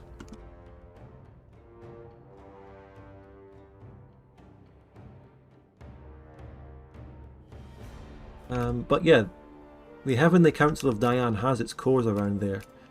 Yeah, the Dian has like extensive cores. They claim quite a lot of land, just like fucking the Utah, the what do you call them? The Mormons did originally claim a lot more than current borders Utah. So, how much money do you need for the land reform? Good question.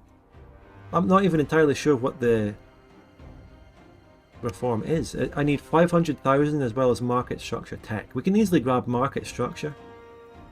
Getting the 500,000 is possible, but just it'll we can do it. It'll just take some time. I'm about to have to head into work, so you may need to outsource to another Chinaman. People don't really say that these days. Well, thanks anyway, Susie. We've lost our Chinese person. You know, the celestial emperor giveth and taketh. We've already lost her.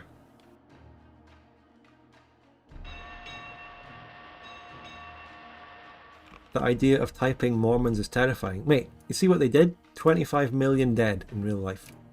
It is terrifying. And as I said earlier, they banned sex. They banned sex. They completely split men and women in society and banned sex. Except for the typing leader himself. He got 88 concubines.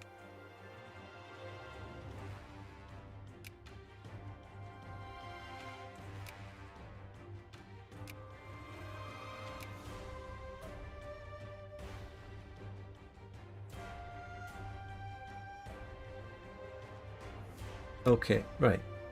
We would need quite a bit more militancy to get social reforms, so let's max out the political reforms. I mean, that's just another +1 immigrant attraction.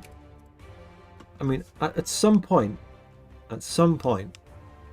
we should lower our infamy and we should break over the threshold at which we can get immigrants again. Even Oaxaca and fucking Perpetua is getting immigration and I'm not. It's unfair. Bionia's pops are 1.24 million. Oh my god, the Belgians have been renophobic.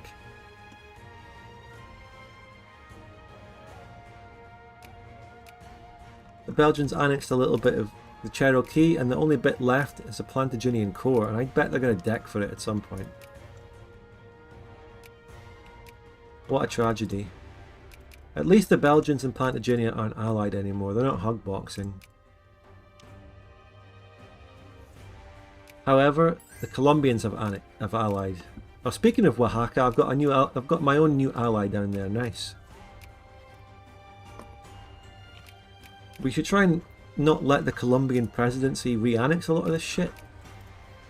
I've already got alliances with a couple of these breakaway states, so we should keep them. We should keep the Colombian alliance weak and prevent it from reconsolidating, basically.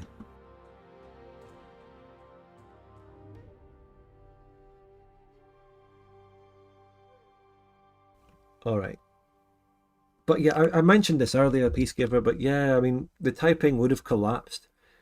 Their defeat was partly become serious leaders somehow, whether that meant Hong Xiuqian dies or gets replaced by someone, gets co-opted by someone else, then they would do something and maybe just become the next dynasty of China. One of the ways in which the Taiping completely fucked up was that they completely completely annoyed the Western powers. Like, they tried to siege Shanghai and attack Shanghai where the Western quarters were. When British ships tried to sail up to Nanjing, their capital, to speak to them, they shot them on sight. And then when the Christians, missionaries came in to actually explain to them that, you know, you're not Jesus' brother, he just denied them and went, no, you're wrong. You know, they pissed off the West. And that's also why they lost, because they actually fought with the West powers at some point. The Westerners supported Qing in that situation. So there's lots of things there. They were just ridiculous. Anyway, so anti-Japanese sentiment. Anti-Japanese sentiment has been a problem in Qingqiu since its founding. A problem? Despite assurances that the law will protect all, many Kaiganese, who I don't accept, do I? And there's not many of them in the country, only 2.49%, but those are the Japanese people. They do have a disproportionate thing in the capital, because this used to be the Japanese colony, and, you know, they're there. So it's obvious that this is resulting in a large amount of malevolence to spread, and a new policy might be needed. The proposal has been made to create a centralized police force. Ooh, I see. So the Boyoyans would get pissed off by a new police force, because they want to be allowed to hate the Japanese freely and in their own way. So we either allow the provinces to see fit, or we set up the Confederate Bureau of Investigation. We're finding the FBI, the Chinese FBI here. Okay. If we set this up, we would protect the Japanese people a little bit, but piss off the Koreans. Does this mechanically change anything? No, not really. It switches about people politically and pisses off the Koreans. More militancy. This one gives militancy, but it's only the Japanese, who are barely any people. I mean, yeah, chat is also really in favour. So Qingqiu is a Japanese colony that Chinese immigrants took charge of. Yeah, basically. That's the short story, yeah. Yeah, I think everyone's in favour of setting up the Chinese FBI. Let's do it. And the next event is going to be about the natives.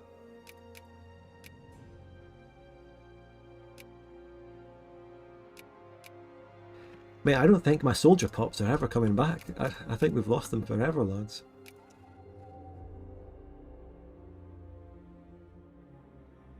It might be related to how much of Hokkaigan you can claim down the line. Well, don't spoil it. I think, if I were to guess and speculate, and don't tell me if you actually know, but maybe if I'm nicer to the Japanese, I'll eventually get Kaiganese accepted, and that'll help me when I take the north, because that's all the pops there.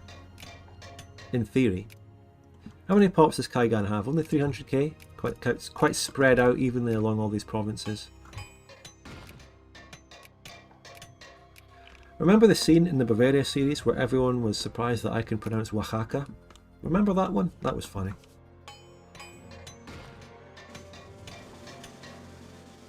And they were like, Spudgun, you're Mexican? Anyway, next tech. Let's get something. Let's pick up market structure for the thingy, doing the land reform. I think the land reform would get rid of the ghost towns modifier in the previous, or maybe it wouldn't, because the ghost towns is about mines that have gone away. But we'll see, we'll see. Another Bavaria series scene that's being referenced is when Lizard's navy got encircled in the Sea of Marmara.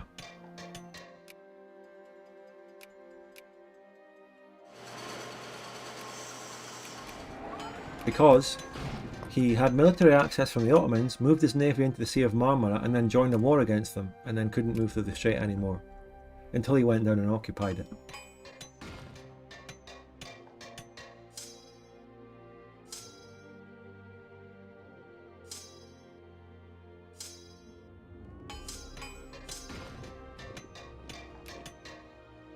We're starting to really finish up. This one gives one more immigrant attraction. We're finishing up the political reforms. Now we need to look towards more social reforms. Isn't Oaxaca a native name though? Yes, but it's been Hispanicized and written and spelled like Spanish now. It's like many of the US names that derive themselves from the native names but are just anglicized and accepted as just, you know, English language name thingy. You know what I mean?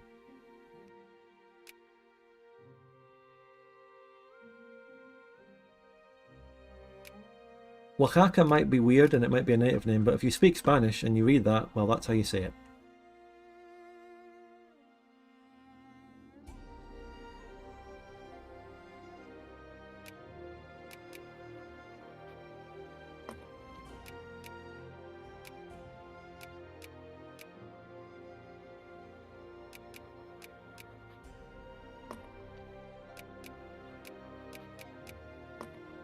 The Belgian Confederacy is my natural ally around here. They're my natural ally. Plantagenet and the Columbian Alliance, what's left of it, have allied. Rons and Scandinavian Vinland are just out of the game because they're puppets. Even the Skrelling Council's a puppet, so I might want to play Scandinavia sometime, and you can go down the path of keeping control of the North American colonies, which is really interesting. I would definitely do that if I played them. Do you speak any other language? I can pronounce and know little bits of lots of languages, but I've never become fluent in any other foreign language. My best one is technically French.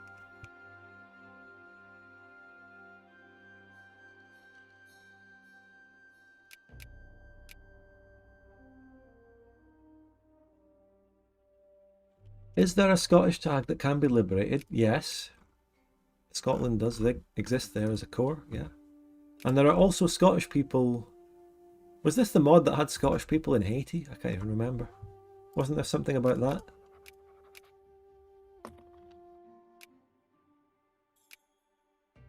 Oh yeah, they're in Sido. They're in Righaven. And it has its own core thingy, I think. There's over here, look, 41% Scottish. Currently learning Italian myself as I've recently moved there. Nice. That was in the PLC campaign. We found out while tracking the growth of Sweaty Andrew. Good. I'm glad that people here remember a lot of stuff out of the past DoD Fan Fork playthroughs. People know the DoD Fan Fork lore. Yeah, Puerto Rico. But it's called Righaven. It's Scandinavian.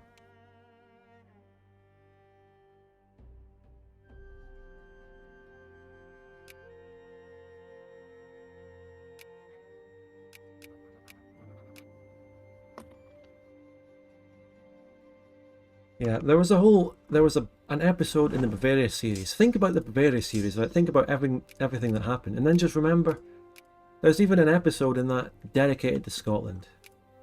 Crazy. The Bavaria series had so much. Am I getting any assimilation or plots coming into California? Mate, I've got Zorao people here. Where the fuck did they come from? Native people are assimilating here. Not much else though. I'm getting immigration from the Sultanate of Jusha. It's Chinese immigration. It's actually Chinese immigration. True.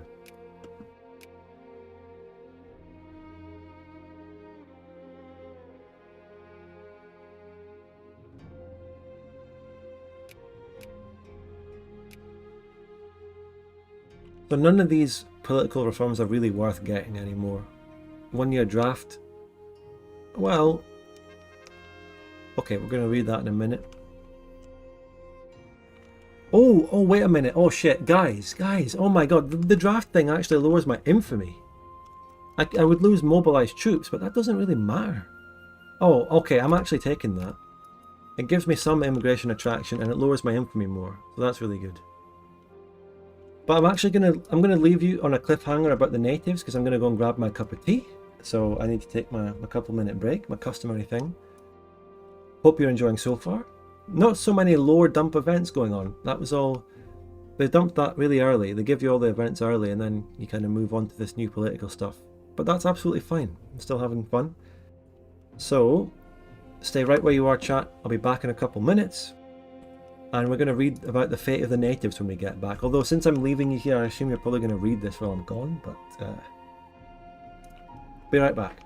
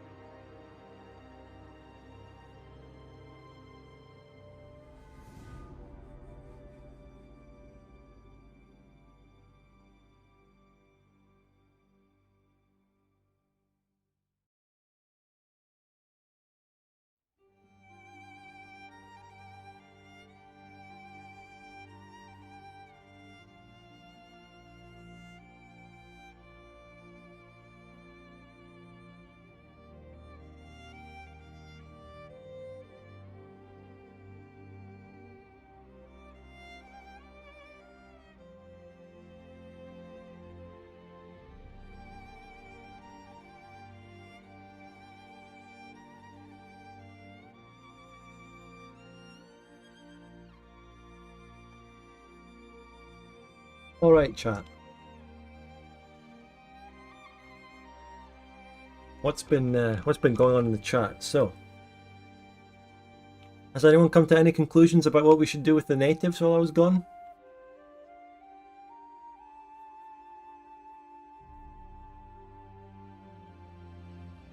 Going to dine, marking down when to start watching from the VOD. Yeah, you're going to be looking at about 1 hour 50 minutes in, I think.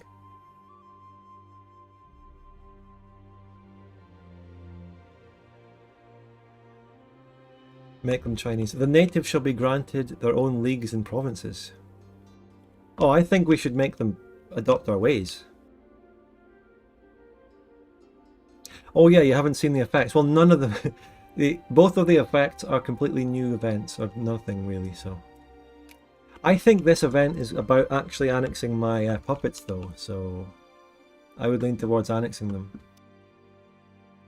As someone that lives in the new world, I support the blue option. Okay, that's a bit of a stretch, Raf. You live in the real Brazil, right? What does that give you any authority over the fake Qingqiu in an alt history timeline? Come on.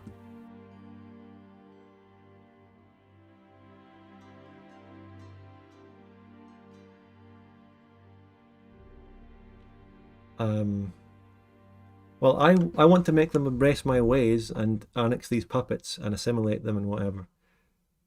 I'm not going to read out this event because you've all been sitting reading it for the past 2 minutes anyway.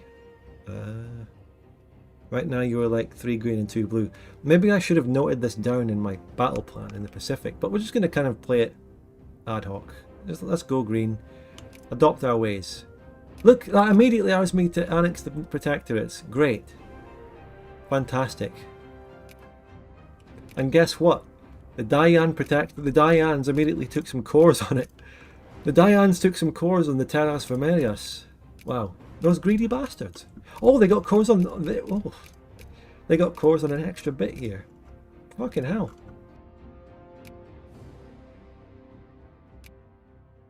So I can make that a state now, which is wonderful. That was one of the colonies that I colonized, and it has gold in it, which is nice. I've got a lot of precious metals now. Wow. And this one as well, also stated. Good. So that... Can we get a salute for the puppets? They were nice to look at on the map, in my opinion, but at some point they just have to go. We inherited some industry in Minxing, which is a tiny region, but it has my best factories now, because I can't make any. Alright, that's cool. That's cool. Any new event decisions or anything? No. Realistically, you kind of had to do that, right? If you really want to be map painting and expanding in the game, you've got to do that. They were civilized puppets, so they were building some industry there.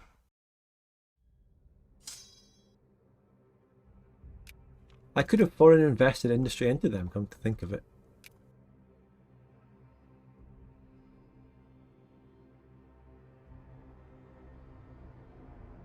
So we need 200k more to resolve the land dispute thingy.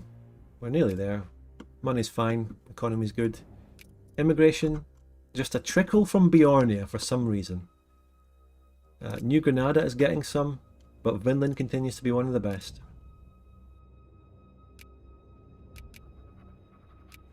My sphere map mode would be looking okay. Let's check that.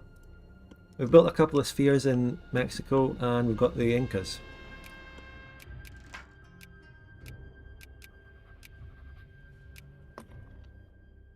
This is giving me NCR vibes. Yeah, that's a good point. Never thought of it like that. You know, someone actually attempted to make a Fallout Victoria 2 mod a long, long time ago. Like, it kind of exists in a basic form.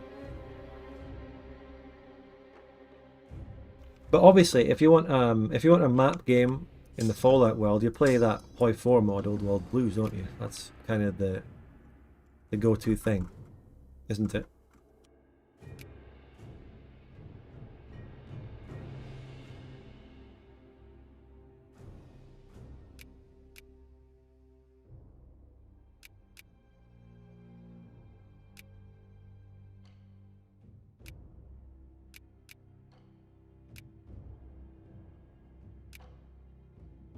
That mod even has an economy system, so basically home bargains, Vicky 2. Yeah, crazy. I don't really like Hoi 4, but thinking about a mod like that, I'm thinking, oh, that's the sort of mod where I think, okay, maybe I'll actually play some of that, because that shit is amazing. But I haven't gotten around to it. Why is Ron still alive? Because it is a Scandinavian colonial puppet. And I'm trying to put my sphere points up, and I already got banned for my troubles. It's never getting released unless I do a war with Scandi. Okay, that stuff, that shit is kind of locked there, almost.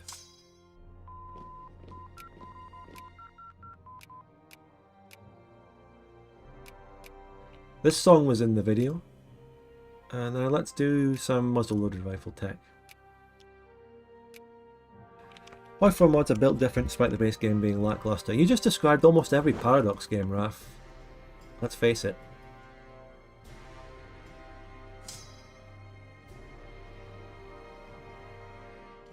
Even Vic 2, let's be honest. Even Vic 2. Look what we're doing now. We're playing an extensively modded alt history crazy thing. Come on. EU4 I play rather Puritan. To be fair, maybe EU4 technically, I don't like EU4 personally, but I can see EU4 possibly has one of the best base game experiences of a Paradox release. Maybe Stellaris as well. I have bad news, but the Middle Kingdom, Qingqiu, is falling to the barbarians. I have bad news from the home country. We saw this war break out earlier, but the Dzungar have gone fucking crazy. Got bad news from the home country. The Dzungar cannon, 174 brigades. Okay, I'm intrigued in playing this. 174 brigades. This shit gets some mental buffs going on here. Wow. What is this? Okay, when I was talking about EU4 and Stellaris being good experiences, I was talking about including the DLC, to be fair, and you can take that either way. So yeah, this is mental. I think this is kind of scripted to happen. The barbarians have occupied Beijing and burned the Forbidden City. That's crazy. For the second time in the history of the Shun. It wasn't even the first time this happened to the Shun Dynasty, the absolute state. You'd think, oh my god, they burnt the Summer Palace. Mate, it's happened already, don't worry about it. We're still fucking wiping away some of the soot from the last fire, and then the barbarians come in again. Now, I don't know anything about the scripted lore and events of what's going on here, but Enforcer Treaty, yeah, it's all scripted. Imagine if this leads to a new barbarian Mongol dynasty coming into China. That would be fucking crazy if they did that. Let's keep an eye and see what happens with the Dzungar in China. Yes, Cake Man, I read the thingies for that now and again, but it's a lot to take in, so I don't really want to get into talking about it right now. I may do a video or a dedicated stream about it at some point, maybe, but really not a priority because I don't have much time for that. Plus, it's being covered ad nauseum by loads of other people who, every time one of the dev diaries comes out, they make their big soy face video, 20-minute discussion, so, you know, other people have got it covered. The Japanese are kind of moving into Sphere the Incas. The Dzungar next campaign? Oh, I don't know. Maybe. I don't know what my next campaign would be. Let's kick that into the long grass for now. I don't know. Let's leave that.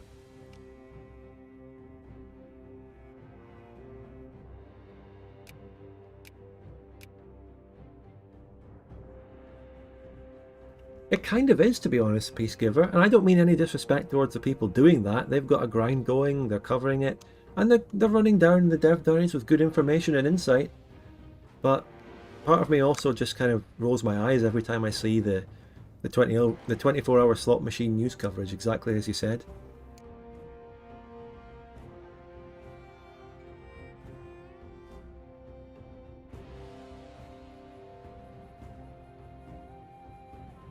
And I just think, you know, when I'm working my arse off making these big elaborate edited videos every week, and these guys come out with just talking into a camera about the latest dev diary for 20 minutes. You know.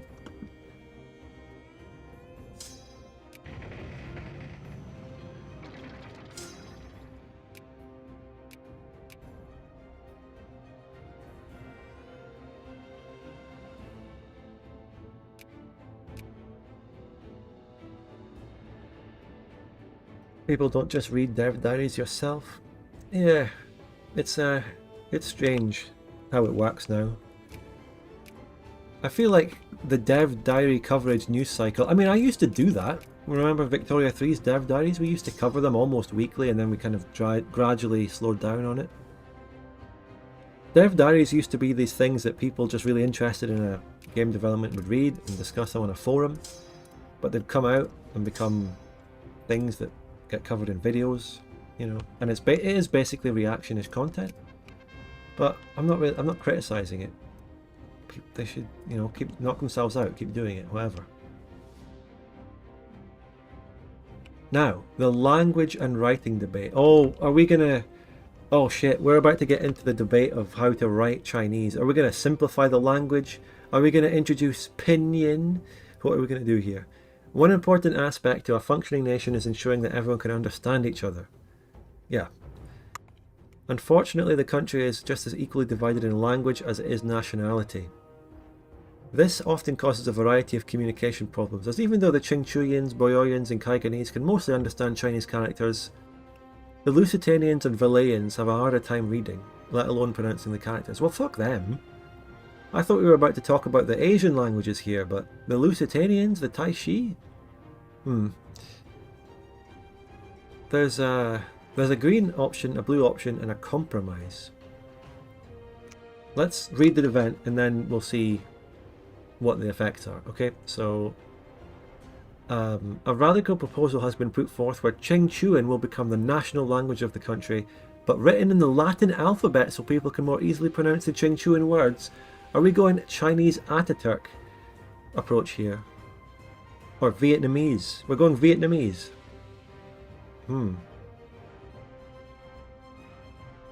This has of course sparked outrage among many who see this as malevolent.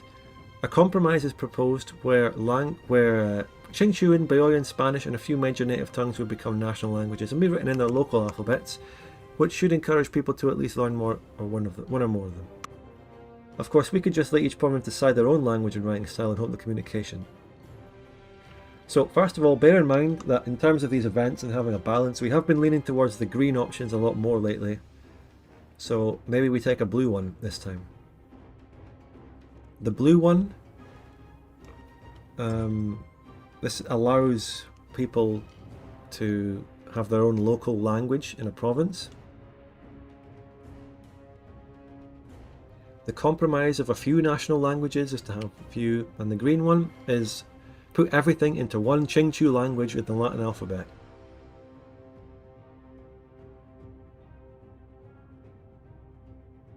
Right, these aren't affecting anything directly. I would lean towards the blue for the compromise, or maybe the middle one.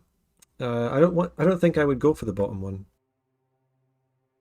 The bottom one, if you know anything about the Chinese language, doesn't make sense either, because the Chinese language has about 140,000 characters that are a lot, like, so many of the characters in Chinese are pronounced the same, like with the same word. For example, the word dong can mean like 10 different things depending on the character it's representing.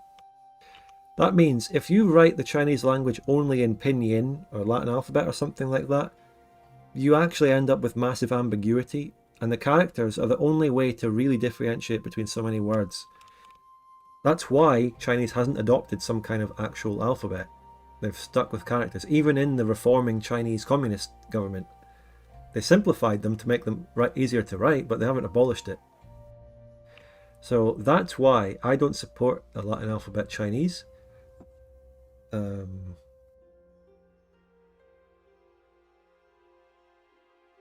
But I also don't know what to do for the game here. The compromise of this one sounds fine.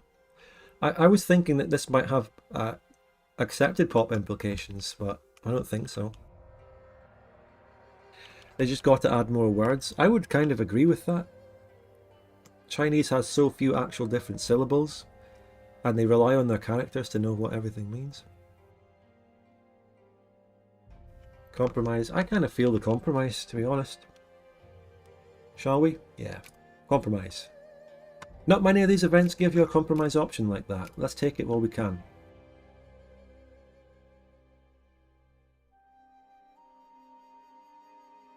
And imagine how much you'd be shooting yourself in the foot by doing that, because if Qingqiu makes an entire new writing system and does Latin alphabet, it would be completely cutting itself off from communicating with the home country. Its literature and writing would diverge, and also what happened to the Great Shun? The war is over. Nothing appears to have even happened. Nothing. Maybe the Dzungar have gone into Manchuria a little bit, I don't know. Nothing happened. It's still the Shun Dynasty. I don't feel like that's a worthy outcome from the absolute devastation and complete invasion by the barbarians that was just carried out. Strange. Turkey seems to be doing well after Latinizing. Well, yeah, maybe. But, I mean, you can look at a Turkish word and say it, but can you actually speak Turkish and understand what it means? No. Anyway, Ronst. We're not getting anywhere with Ronst, really. No, I'm going to stop there for a while. We can afford to mediate the land dispute, that's great. The dispute between the Valayans and the Chinese immigrants in the valley is causing severe tension. They're getting boxed in, and we need to finally put an end to this matter. And decide. Okay, this isn't just fixing it, we actually have to make a decision on how we fix it. We can... Oh, shit. Well... So we have to decide between the Chinese immigrants and the Valayans, who are the Catholics, native people.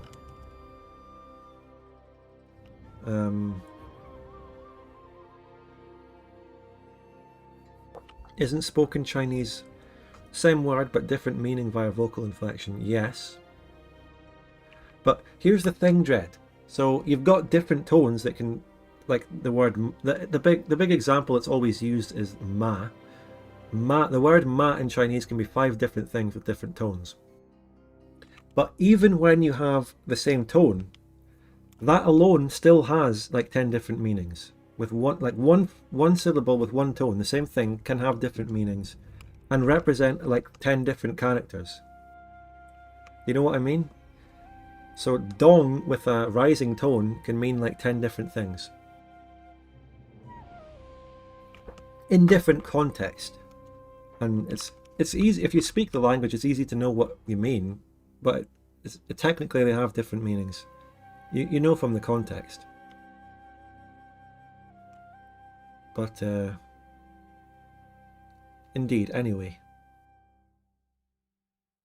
So, yeah, before Qu became first speaker, and Qu, by the way, is our great liberal federal leader, who came out of the valleys, I think, as a minor. I can't remember where he came from, it doesn't matter. So, one of his last big political campaigns was in the valley, where he heard out the plights of the Valayans. So he has to come to a decision whether he should help the Valayans or the Chinese settlers. The Valayans would allow them to freely expand their communities without fear of being boxed in and give Qu a strong liberal base among them. However, the Valayans are effectively outnumbered by the newcomers that have settled in the valley. That's absolutely true. He would turn large swathes of his own Chinese majority against Qu. Yeah. Yeah, I'm leaning towards favouring the Chinese, of course. A lot of languages have these words, English is no exception. Yeah, absolutely. Yes, Annie, exactly. That's right. So, if you look at the valley itself, for example, Valayan, well, that's the majority there. But in most of the place, it's majority Qingqiuan and minority Valayan. If you look at the regions as a whole, so Bai Min here, it's majority Qingqiuan. We should favour the majority of our own pops here. Rule in favour of the Chinese immigrants, yeah.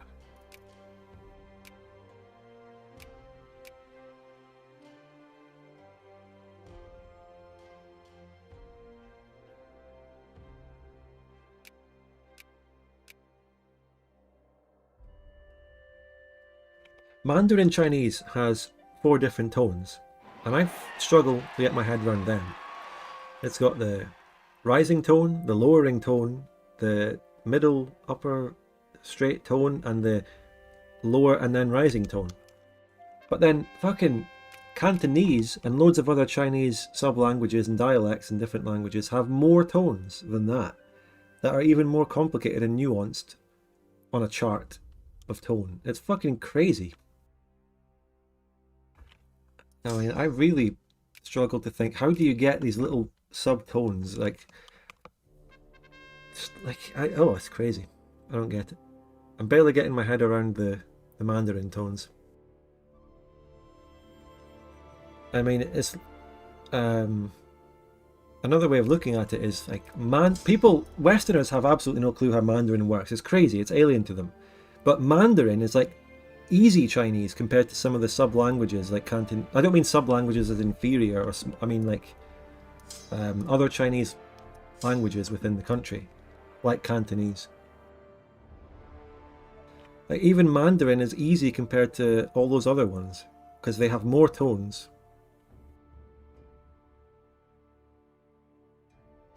How do Chinese people speak when drunk? That must be crazy. Well, they must get completely mixed up between horses and mums a lot, which are both ma with different tones. They must call each other's mum a horse many times when they're drunk. That must be funny. And then they have to go to the gulag. So, crazy things are happening in Muscovy. The Tsardom of Rus has formed.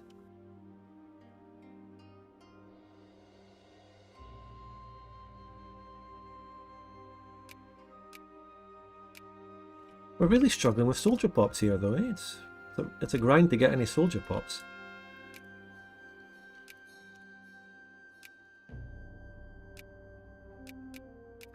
I think I need to bring some up in my smaller regions.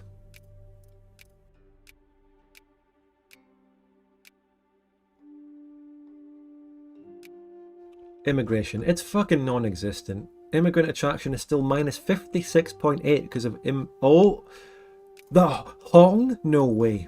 Hong? That's the name of the Taiping guy. What the fuck?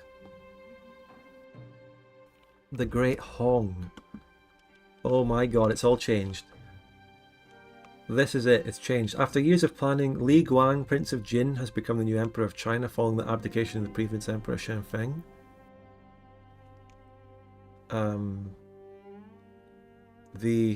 What's happened? The imperial state would become a Great Shun to Great Hong, contrasting the previous dynasty by promising the expansion of Chinese power and influence. How does this have anything to do with the great barbarian invasion that just happened? Liu Bu mentioned. Liu Bu is someone you can play as if you play Three Kingdoms Total War. The bad news is that this isn't actually anything to do with Hong Xiu Chen. This is a different Hong. Hong is just the dynastic name. Da Hong. I don't know what tone it is because it doesn't say. So yeah, we got a new Chinese dynasty though. The symbol for it is actually in the name of the country. So, wait, I'm going to screenshot that and translate and see what it means. Let's find out what this Hong means. I'm going to find out off stream, hold on. The way I translate Chinese images, by the way, here's a great technique. You take a screenshot, you upload the screenshot to Google reverse image search and you hit translate. There's a new Hong here.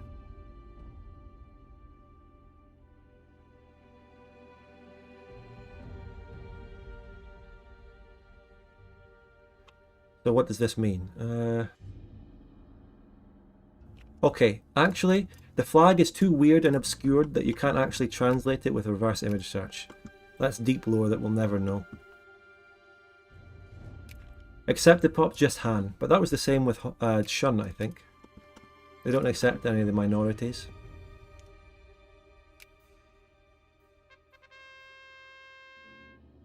Did Dzungar put them on the throne? No, it doesn't seem to be actually connected to the Dzungar invasion at all. There was like a coup, a palace coup.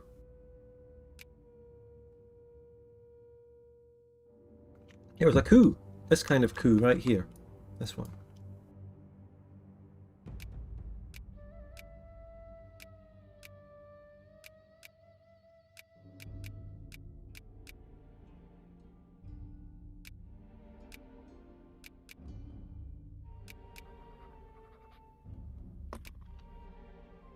And now the Dzungar cannon's in crisis. The Dzungar explodes. This is ridiculous. This is ridiculous. Following the Dzungar Khanate victory against the Shun in the 4th Shun Dzungar... Oh, it's the 4th war. Fucking hell. It's Hong Taiji Galdan Dash tried to convene a Kurutai to recognise himself as Khagan of all Mongols, yet he was rejected. His clan leaders loathed his modernising reforms. Perhaps Galdan Dash could have strong-armed the clans into obedience, but the fatal wound he received in the recent war doomed him and his realm. Crazy things are happening over here. I think we should play a Dzungar campaign at some point. It's Dzover. That's a good one. That's a good one. A succession dispute broke out. His vassals broke away. There's a prince who prevailed, but he only controls the heartland of the Oirat Mongols. Okay.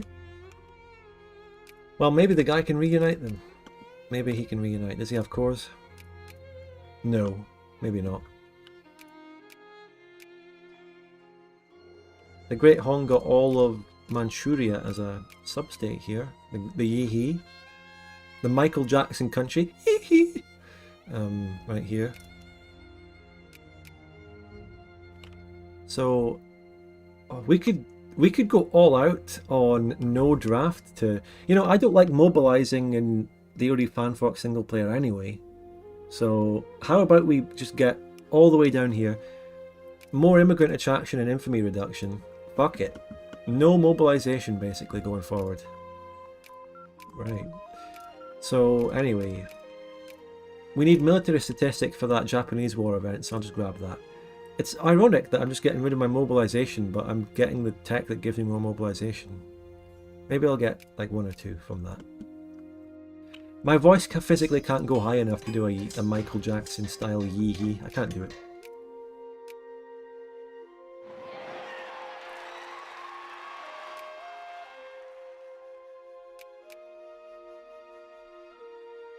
The Dzungar haven't even gone to war with anyone to reclaim anything. It's over.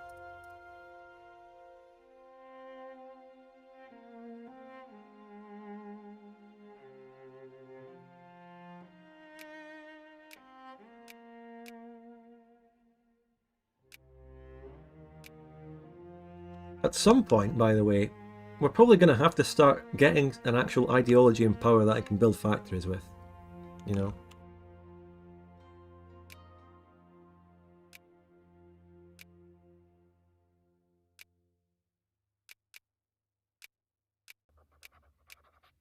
Hey, we got our Belgian alliance. That's very nice.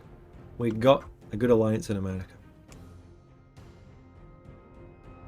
I don't get the point of this light artillery unit. That light artillery can only be built with unaccepted pops. Or, I mean, accepted pops are the only ones that can build proper artillery. That was an old system from the PDM mod that they've put through into this. What is socialism like in DoD Fan Fork? I've never really gotten to use it. I don't know.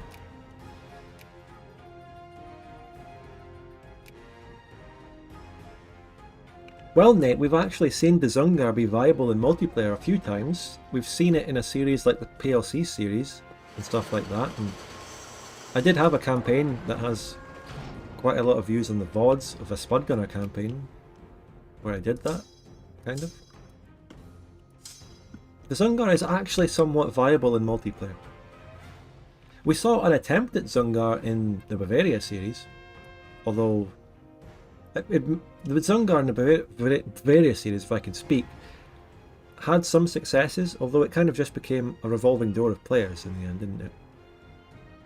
Anyway, Zhou Li Shen and the Nationalist Party. Is this someone new? We're finally getting some new lore dropped. The Republican Mengzists have always had 2 wings. One desires the federalization of the country, and the other one only wants to strengthen the confederations. Qingqiu has been able to balance the interests of the 2 wings due to him being the only major influential person in the party. There's been a rising star in the party named Zhou Li Shen. That Zhu thing, that's pronounced Joe, by the way. It's pronounced Joe. Joe. Kind of just like Joe Biden. So he's a prominent political theorist and has recently published a series of articles advocating the creation of a federal system. Joe has informally created a clique within... I thought Qingqiu was originally the Federalist. Okay. So Zhou has created a clique within the assembly which calls themselves the Nationalist Party, which pushes... He's the Chinese Nationalist Party. It's Chiang Kai-shek himself. He wants to push for a federal government that transcends provisional nationality. Okay, we have a choice between that and that. We can invite him to a senior position in the government or kick him out.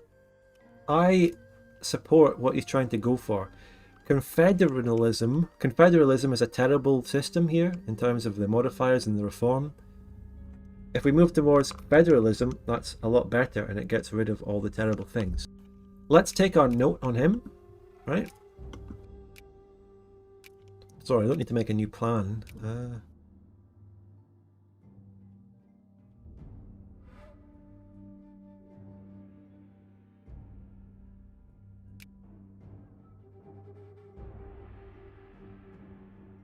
So Zhou Laishen, Zhou Baiden, he's a federalist intellectual guy with no experience. So if I want him in government, to be honest, but I'm taking a lot of the green options, so... But that's my choice, really. I wanted to go with the green options. That's been my approach, so we're just going to have... But I think we're just doubling down on that. If it means we end up in some kind of revolt against us, with all the blue people coming against us, then so be it. I think we're just going to go for it. But do you have any thoughts, chat? Could be about anything. Your thoughts could be about anything. I just want to see if you're sentient. Do you have any thoughts?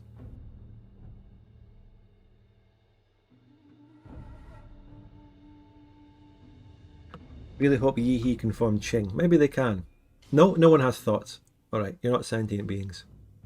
Funny thing is, in DoD, like for example in the Asian Hugbox series, Qing is actually technically Manchuria. You might have been able to see that come up in War Analyzers, actually. Maybe. I didn't actually show the War Analyzer in Part 6 because I showed every battle individually. But Qing in DoD is actually just the tag Manchuria. Anyway, let's bring in Zhou. A new guy. Qingqiu, his time is up. We're bringing in Zhou Laishen. Zhou Laishen.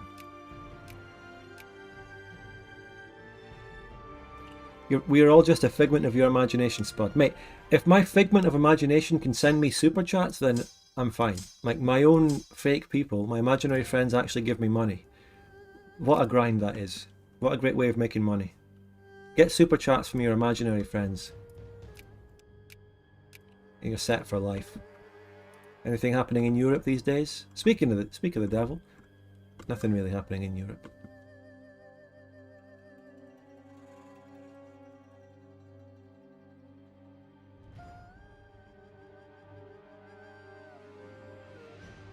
Thank you for the £5, Alex. I don't see the alert coming in. I want to hear that Chinese text-to-speech. When is the Lotharingia game? A country without a cat and its flag is a useless country. The cat and the flag was only in a few mods. It's not in the Asian Hugbox series mod, for example, which is Divergences After Darkness. It's not in the current series, I'm sorry. But there is a Lotharingia player in that series who's had a lot of screen time. He's chatted a lot.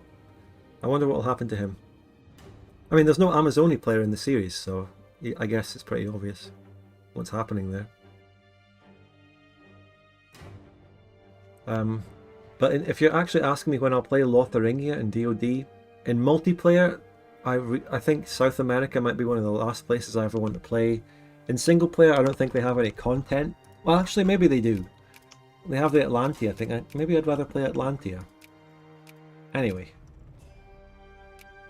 Where's the alert for that fucking super chat? Where's the text-to-speech? I don't get it. It didn't come through. Fucked.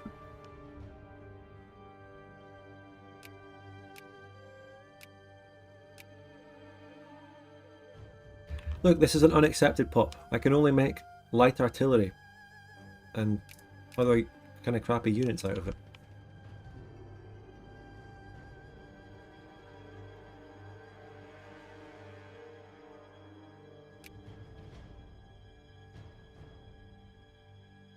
So I just need military statistics, Nat and Imp, which comes out in 1860, and a big Navy tech. It's the Liberation thing will only really come through after 1860, and then maybe a couple of years after that to get the techs as well.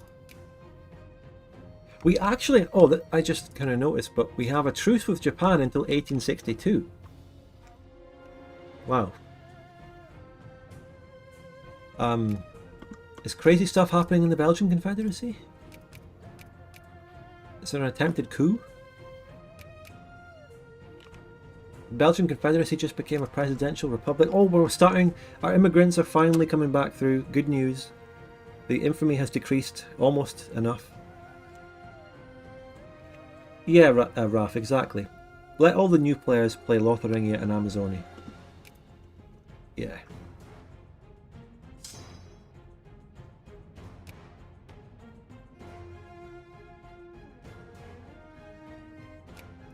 Finally. This should only just go up more, even though it's going down right before our very eyes.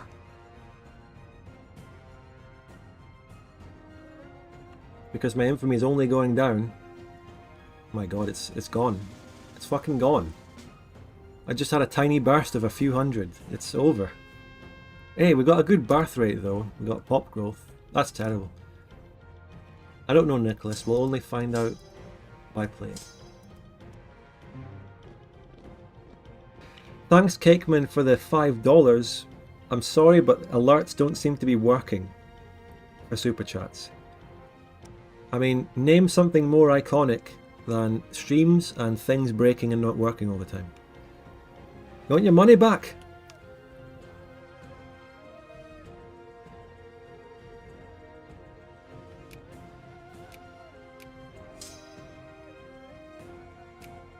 It's over, things are not working.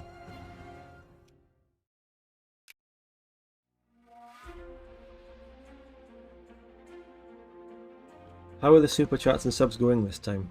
You mean in general, like how the stream is going with them? Well, people have been very generous this stream, as well as even the Lethal Company stream yesterday. So, just that the alerts have suddenly broken.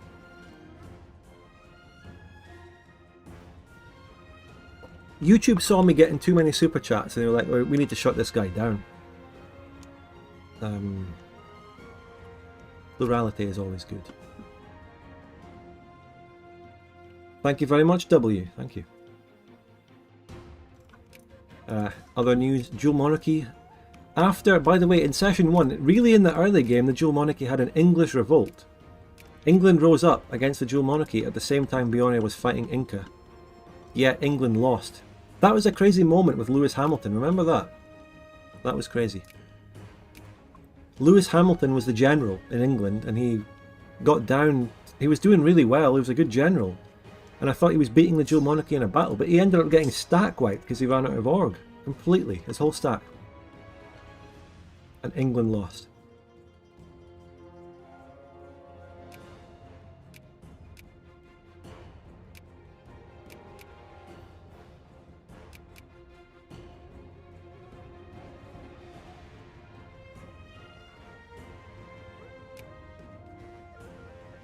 Right, you know what's grinding my gears about the mod though? The infamy thing with immigration attraction is bad. I must just say it's bad. If you play a nation that wants immigration, you're just absolutely, completely locked out of expanding if you want immigration.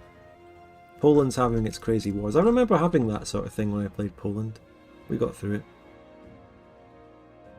But you just can't expand. This exact thing happened when I was playing Bjornia. I used infamy on Bjornia and I lost my immigration because of it and I never got any more for the rest of the game. That's actually what fucking happened there. Now this, it's disastrous. I hate it. Maybe add a little penalty, but it's huge. What's the scale of this? It's like fucking, you know, times 20.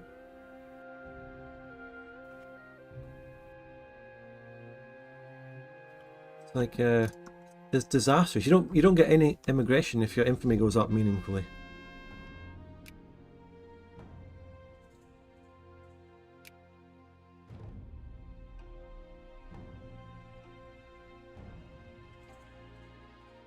And now I can't really expand outside of the scripted stuff, even though that's fine.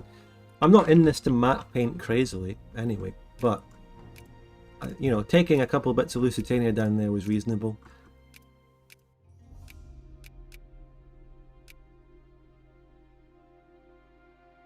I even had someone in chat telling me that I could get cores on these, but they might have been lying. We'll see.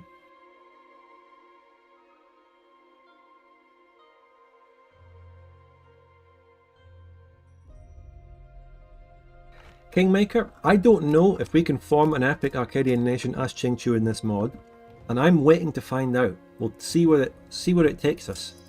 There's also the possibility of going back home, but I don't know. I just don't know. I also want to take down Hawaii and take down Yang Fu Ting if he's still there. I want that. The debuff for immigration while at war almost makes sense, but the infamy thing doesn't. And think about it, right? Why wouldn't you want to move to a country just because they're winning wars and being fucking cool and epic and winning? I would want to move to a winning country that's winning wars and expanding. Everyone was moving to the United States in the 19th century, yet they were massively expansionist, invaded Mexico, fucking took out Cuba and, you know, Spanish-American War. No one cared that the country was a little bit infamous. No one cared. No one in the 60s thought, oh, I want to move and start a new life in America, but they're in Vietnam and they're a little bit infamous for that. I won't move, actually. Let's move to a peaceful country instead. Let's move to Switzerland. And there's some more of our thingies being stated. Nice. Some people did. Well, some people. Yeah, but...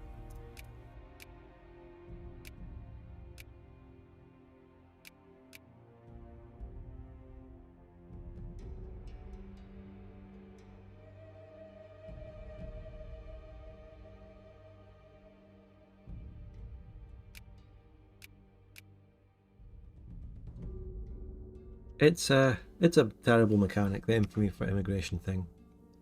Are we getting any more? No, nothing. 6 people from Lothringia moved this month, and that's it. 4 people from Mianjin. Oh, it's coming back up. Oh, we're back. We're getting 22. Crazy things are also happening in Bohemia and the Danubians. Fears of conscription? My brother in Christ, I just passed no draft. I specifically went down there, and I mean, it kind of affects it because you get more infamy reduction, but it's not close to actually affecting it and bringing it down that fast. Maybe conscription should actually just have... I mean, the way we do what you say, Jaden, isn't to make... I don't know, but maybe the lack of conscription should actually have more of an immigrant attraction, is what I mean. It only gives +1 at 1 year and then +3 at no draft. Maybe it could be bigger to represent that.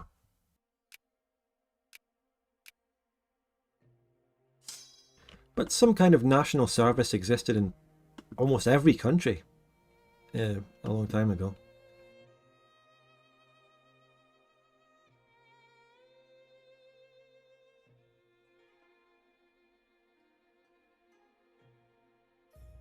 I don't think, you know, the American Civil War, they conscripted loads of people, loads of immigrants in the American Civil War. All those Irishmen.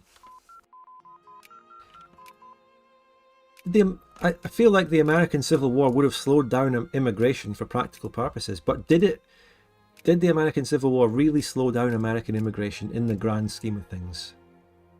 Not really. It still kind of pressed forward.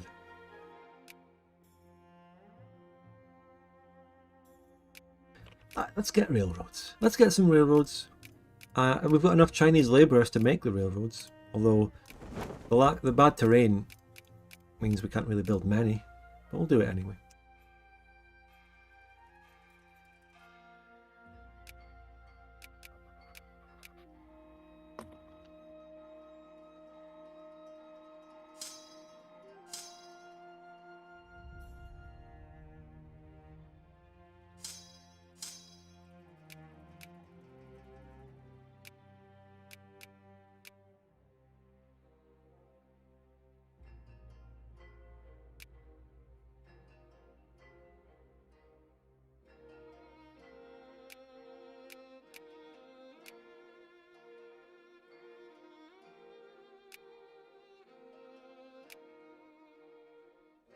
There's always been a confusion between Dutch, Deutsch, Netherlands, German. There's no clear naming convention for these German countries. No, there's no constant thing. The Slavs call them something, the Italians call them something, the French call them something, the Finnish call them Saxons. It's all a mess. It's a fucking mess.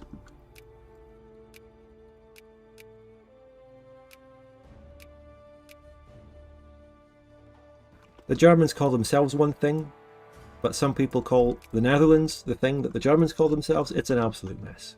Yeah.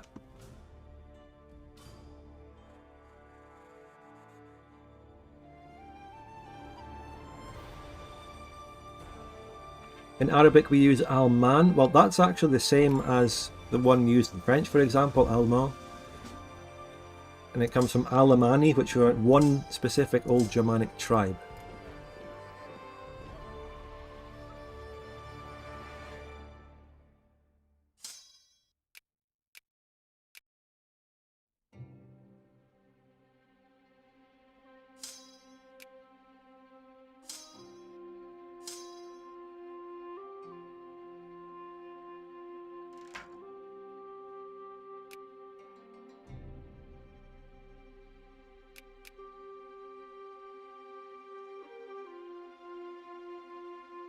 Okay, maybe we can justify a little spell of speed 4. How about that? Qingqiu has gone independent. Do they have Scottish accepted? No. Oh my god, just as we go speed 4, crazy shit breaks out. Oh, the Shun are back! The Shun are back!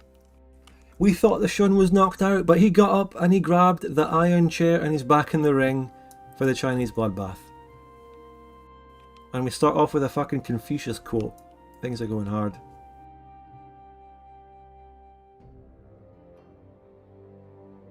The Great Hong has lost the mandate of heaven. It's up to Zhou Li Shen to reclaim it. Emperor Zheng Wu, who so recently seized the Chinese throne, has embarked on a series of modernizing reforms. All right, of course. So the Hong were trying to westernize, and the Shun are coming out and going, nah, we're staying backwards forever.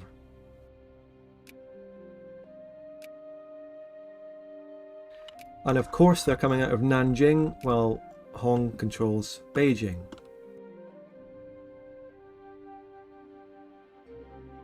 If Shun can come back, so can Dzungar. Well, it looks like the Dzungar has annexed one thing, and they're attacking Uyghurstan now as well.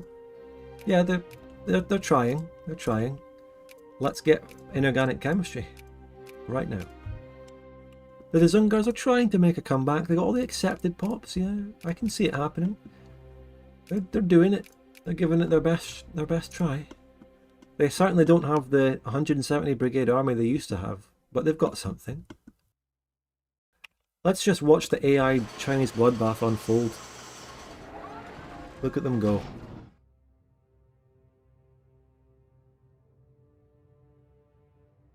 The Shun are fucking winning. The Shun is massive. Look at their army. The Shun has 200k there.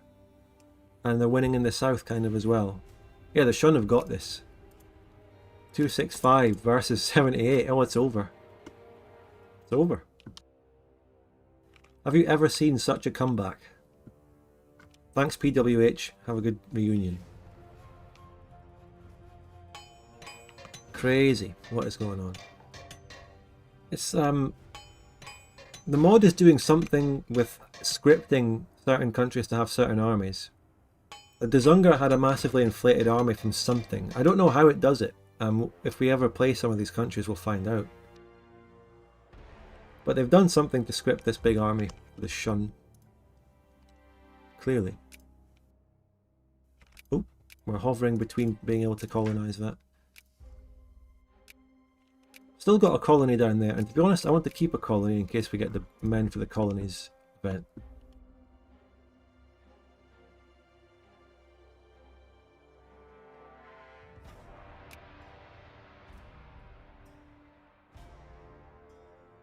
Meanwhile, Poland is gone.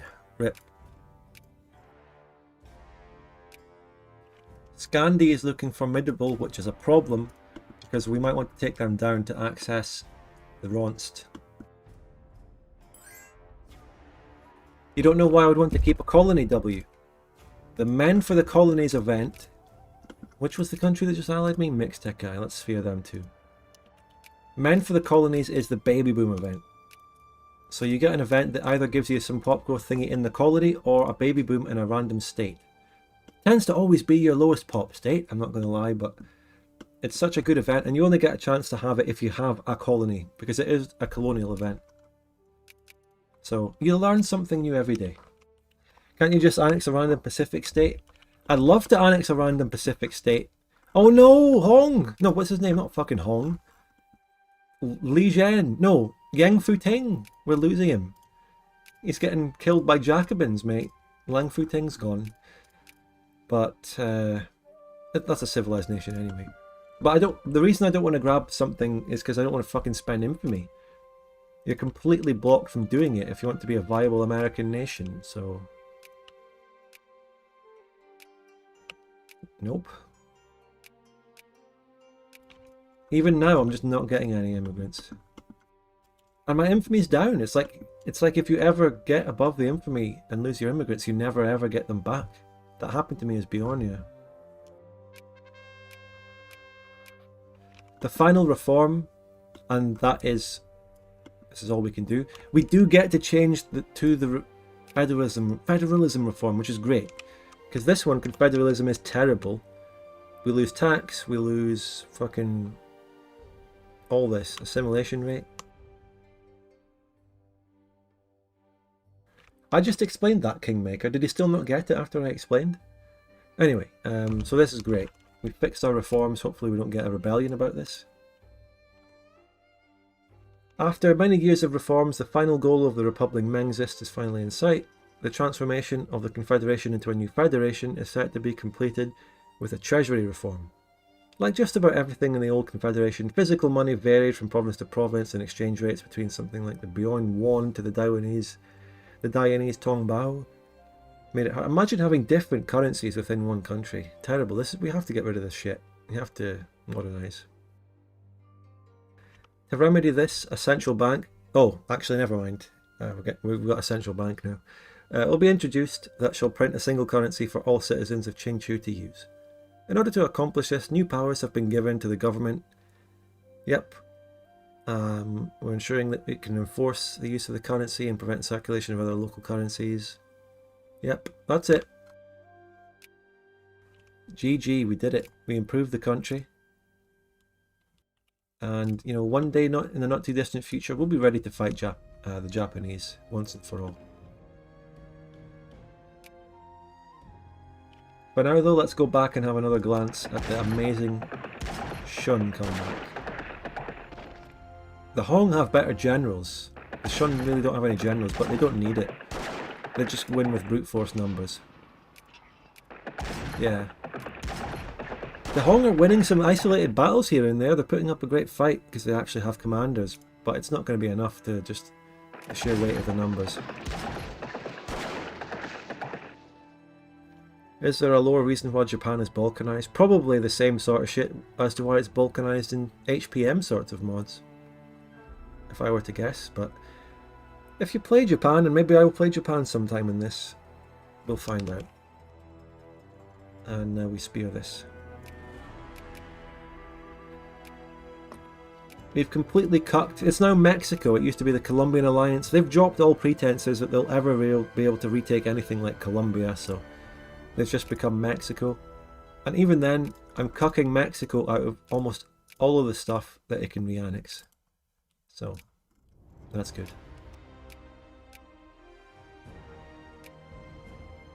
Still no immigration. Well, a little trickle.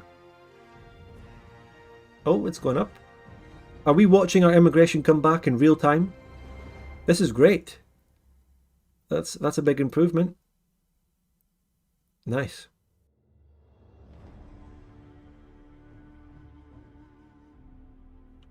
Can we go over 600? Can we push that? Yes, over 600. Not quite staying. Belgians, 700. There isn't that much immigration in general. to any country.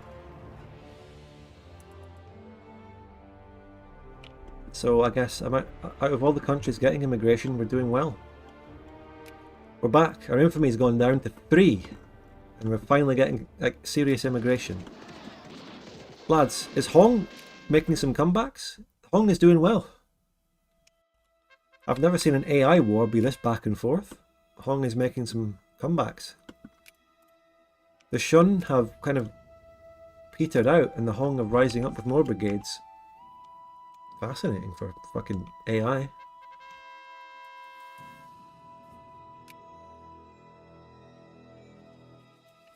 And 50 million will die in the process.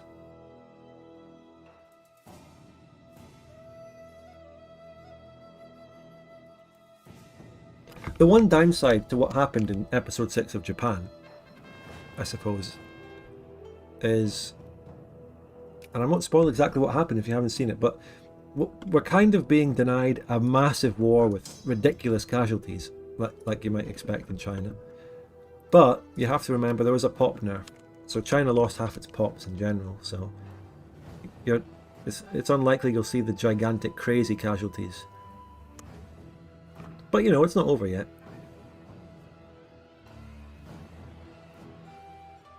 That's right, Peacegiver, yeah. The Shun had some massive early victories, but the Hong are making some good comebacks with their generals, actual generals.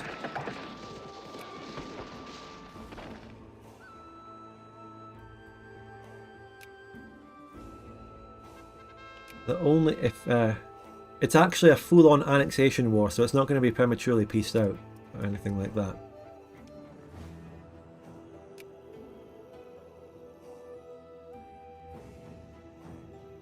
Miltech check, good shout. I can afford a world fair. I'll support. Actually, it's militancy. Oh, that was perfect. Well, we can't do a social reform. Oh, Lusitanian Patriots, fuck off. Great Shun, 0 Miltech. Hong 1. So I mean, it's not much, but Hong has more by 1. Do we have a dog in this fight? Not that I know of. Technically, one of these might be more favourable to me coming back to China or something, but I just don't know. There haven't been any events as Qingqiu that reference the home country at all, really. It's completely isolated. And maybe that'll come later, who knows. Anyway, it's 1860, so we can start doing some really great techs towards... Now, I know empiricism's better, but I just want to do the techs that give me that decision so that we can kind of cliffhanger on the Japan war for next session.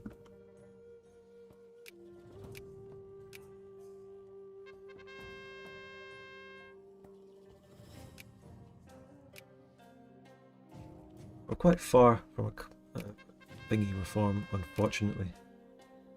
Oh, provinces protest against the federal reform. The Buyeo Koreans nullify the treaty, and the Valayians pull their representatives. So those are the two groups that we've pissed off. The Valayians and the Koreans up north. The Valayians can fuck off, but the Koreans, I'm sad to lose them. The Koreans don't like me because I favoured the Japanese minority, that's why. And the Valayians don't like me because I favoured the Chinese immigrant majority. Makes complete sense. Yeah, we federalised. What should have been the crowning moment of victory? There might be a way where you can technically get everyone. There might be a path you can take to please every party, but it will be very difficult. It's turned into a nightmare. The provinces are calling the government of Sanbao tyrannical, and many are refusing to heed orders from the central government. Ku Shi, seeing the damage the reforms have caused, calls a special mission of the Yuan and announced that Qingqiu as it is cannot work, so a constitutional convention will be convened to create a formal constitution for the country. To settle the province's worries, Ku announced that he would personally work towards the creation of a stronger confederation. What? We're not getting our confederation at all? No, fuck them. Fucking put them down. This angered Zhou Lishen, who said that he and his clique will also attempt to promote the idea of a federation that ensures freedom and liberty for the provinces. The Republican Mengzists have split, and Ku and Zhou are working to try and sway the most to their side. Okay, we're in a very difficult political situation. Oh. The Valayan League pose their representatives. Wait.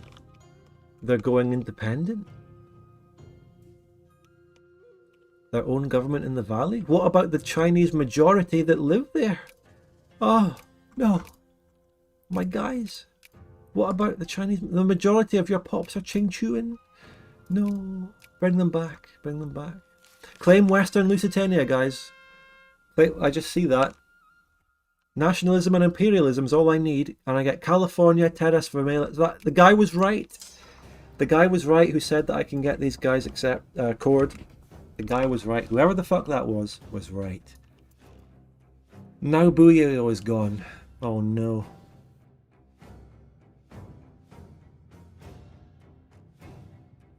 Oh no, Buyeo, no.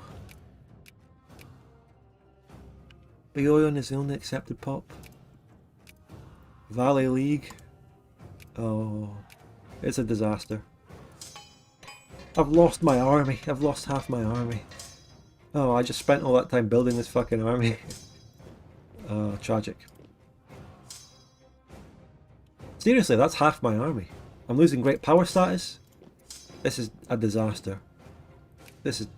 I've lost a national focus. I didn't think the Valayans and the Koreans were that much of the country. They don't even make up half of the population. But it's a big blow. We have to work to get this shit back together. Losing my spherelings is bad. I've got to consolidate my armies. At least I can rebuild something.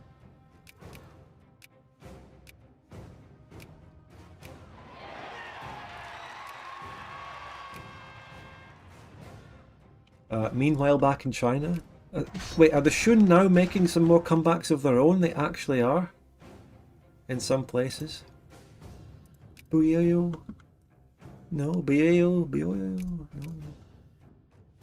I built this place up. I built your forts. I built your railroads, and this is how you treat me. Yeah, they're still my puppets, but it's all scripted. Like, they've gone semi-independent, and eventually I'll probably have the opportunity to put them down.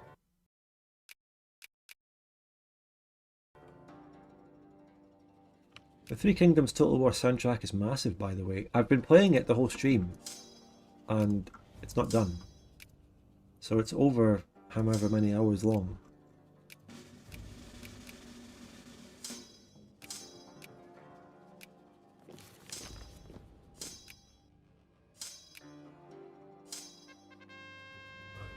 But meanwhile, as we're going through these absolute disasters, we are planning an absolute banger of a World's Fair.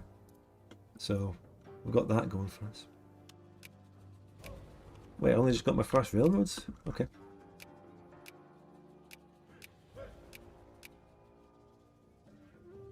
See how little of my country I can actually build them in at the moment?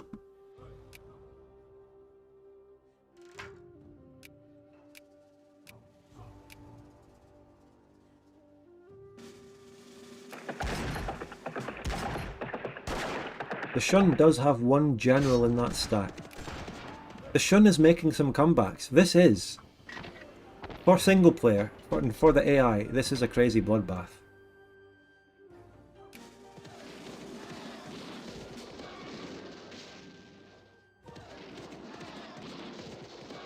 You're correct, the cake man, but I don't feel like putting in that level of effort in the micro. Oh, the national focuses are glitched.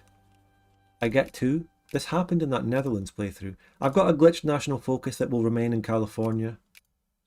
When you ever like fall below the national focus pop limit, you can actually keep one.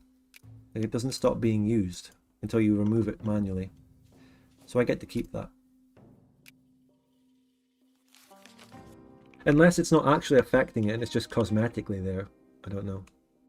Mr. Bolton probably fucking knows, if he's still here. He knows everything.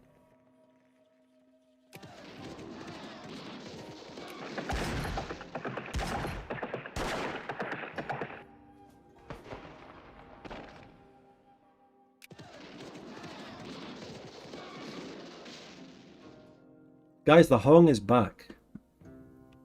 I'm sorry to all the Shun bros in chat, but Hong is back. Hong bros.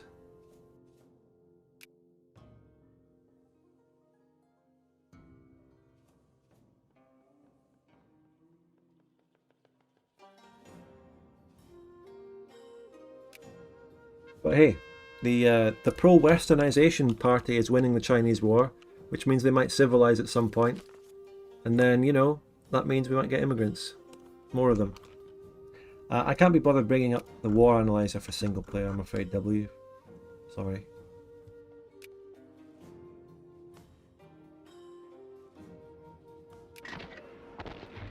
Oh, here we go.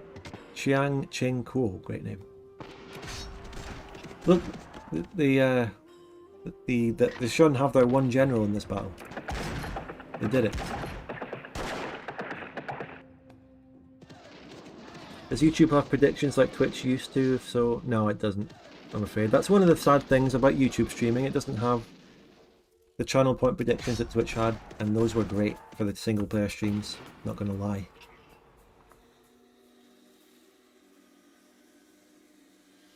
But that's just the way it is. We have our reasons for being here. If I just get a little bit more prestige, I might be able to avoid the great power drop. Oh fuck, I avoided it. It's pushed back a little bit. Another year. Maybe we can get away with it. Build some fucking heavy ships. Build some fucking heavy ships.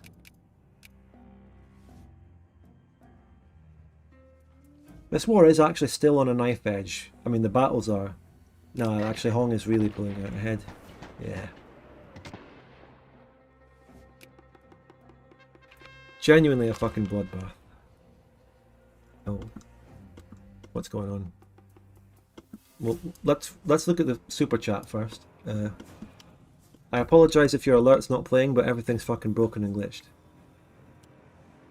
Pumpkin spice latte in one hand, in the other, and Vic2 on my screen. Life is good. Cheers, but thank you for the $4.99 super chat, MK Ultra Fondler. I appreciate it. The United Provinces of Qingqiu. What's going to happen here? We, the multinational people of Qingqiu, united by a common fate and proceeding from universally acknowledged principles of equality and popular sovereignty, establish henceforth unalienable rights and freedoms, civil peace and accord, and strive to ensure the well-being and prosperity of Qingqiu. Preamble to the Qingqiuan Constitution. In a surprising upset, Zhou Lishen was able to get a federalist... Yeah, we're back to federalism, boys! Joe did it. Joe Biden did it. Zhou Lishen. He fucking did it. He was able to get a federalist constitution promulgated. The central government will be the supreme government of the land, while the provinces retain control of day-to-day affairs. A new executive branch was also created with a president that shall serve as a head of state and head of government that is elected directly by the people. Following this, Coup announces retirement from politics. Rip Coup. Coup had a good time. He brought us the win against Colombia. But he's fucked. He's gone. So what does this mean? Well, we get all these reforms that we already have. We inherit the shit. We inherit the thing is, as you can see, Hussein and the Heavenly Council of Diane, if they were independent, they could have gone independent in another event where we chose a different option. What is Hussein though? Which one is that? Which one would Hussein be?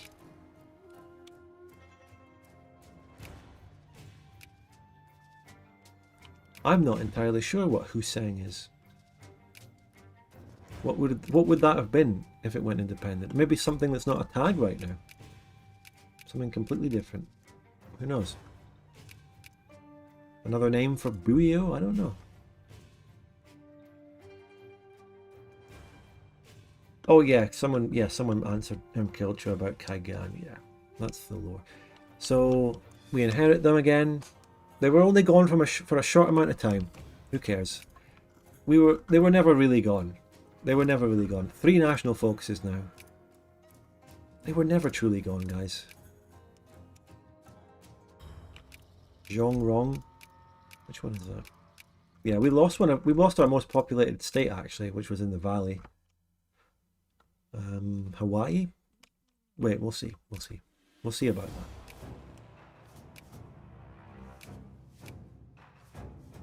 that. Well, we kind of fucking lost half our army for a short amount of time, and then we can rebuild it immediately, but that's fine.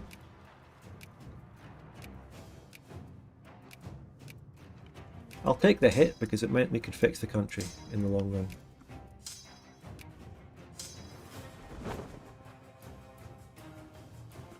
Now we're back up to our normal borders. Obviously, we don't have to worry about dropping out our GP status anymore. Anything else we need to look at after that? New decisions? Nothing new, but we're close to getting the core on Western Lusitania, which is nice. Do you have the federalism reform? Yes, we get to keep that. I mean, there were technically... Oh my god, shit, it moved us back to service by requirement. No way. I think we actually... Like, this was meant to be like a positive reform thing where we got loads of new reforms, but it actually moved us back on some of them. Like, it... From the point of view of the lore, it was telling us that we were liberalizing, but I already got them. It put us back to service by fucking requirement. I'd console command it? No, I'm not going to do that. It's not like a glitch or something. I can wrangle my own reforms back, I'm sure. Just need to build up that militancy again. Are we getting immigration now? There's some. It's not much, but we've got some coming in. It's something. Okay. Now we can just go full speed ahead in the next few years with the Japan War. We can just work towards that. Guys, is Shun making another comeback here? Shun is back! I repeat, Shun is back. An oversight, but a very minor one. It's not like a game-breaking thing. It's fine.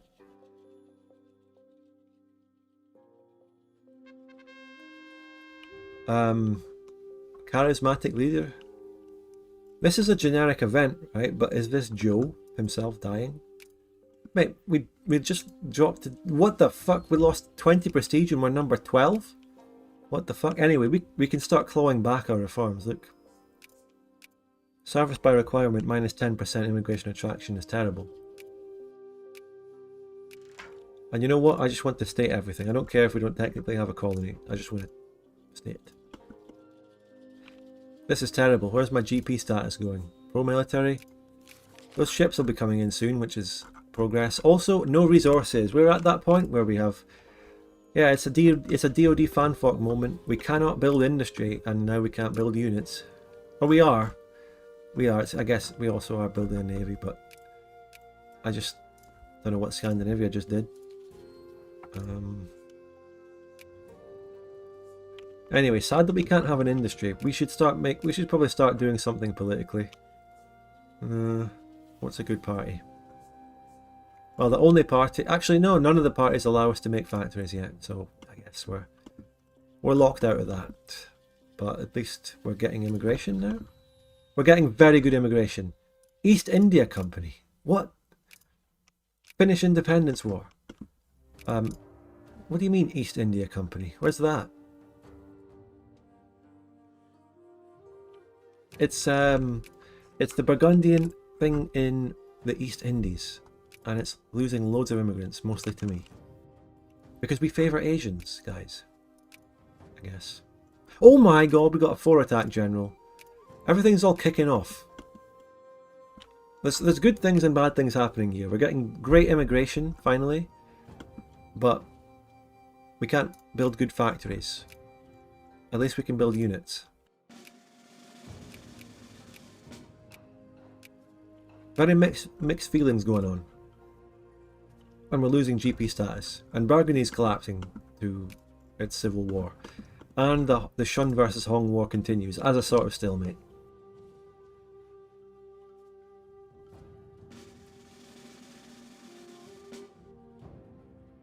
It's all just fucking kicking off. Everywhere.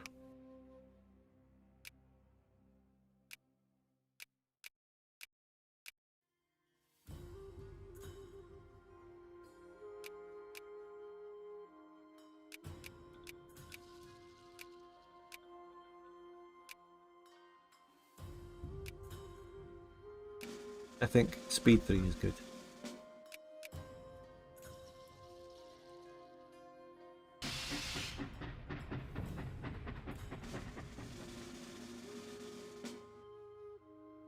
Guys, the Shun, who has actually spawned a general, the Shun is actually winning again. Can you believe this?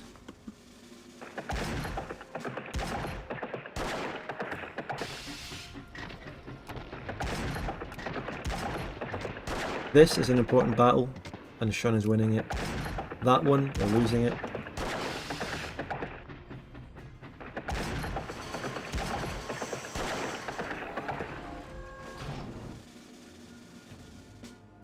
It's Jover, but with a ZH. Hong sent 80k to Indochina? What are you on about? Did they? Yeah, they did. You're right. Bolton always notices the things no one else notices. And they're just sitting there. Oh, wait, whoa, wait, sorry, what? Hold on a minute, what? Who? What? Wait, hold on, just a second. Who's this? Who's this? Just wait a sec, hold on. Whoa, slow down. The what?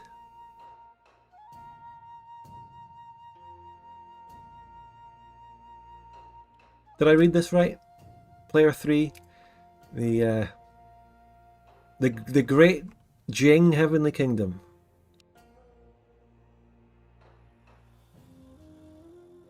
And he's broken away from the Hong.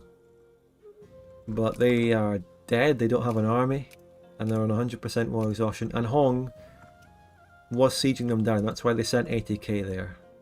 Okay. Remember how in most maps and in DoD that we play in multiplayer, like all of this shit is one gigantic plains province? Remember that? Why is it? Why? One gigantic plains province called Pingle, or something like that. Hey, whoa! New gold province? New gold rush? Hey, ooh, new gold. Gold is dropping. Everything is going well.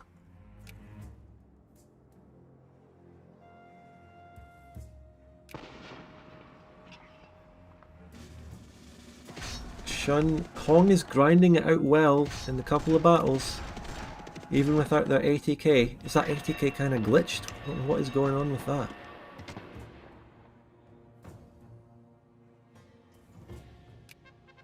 Oh, the paternals, yes, give me that party. That part is always the way out of economic industrial poverty. Every time. We need them.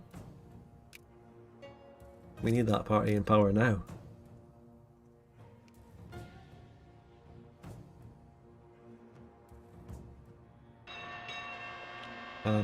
World Fair, well, that's my World Fair, my capital.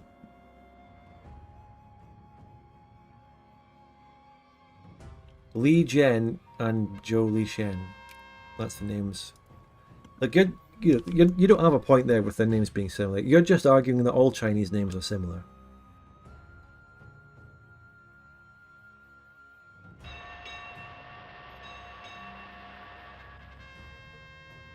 Oh, just when we thought things were finally going up for us.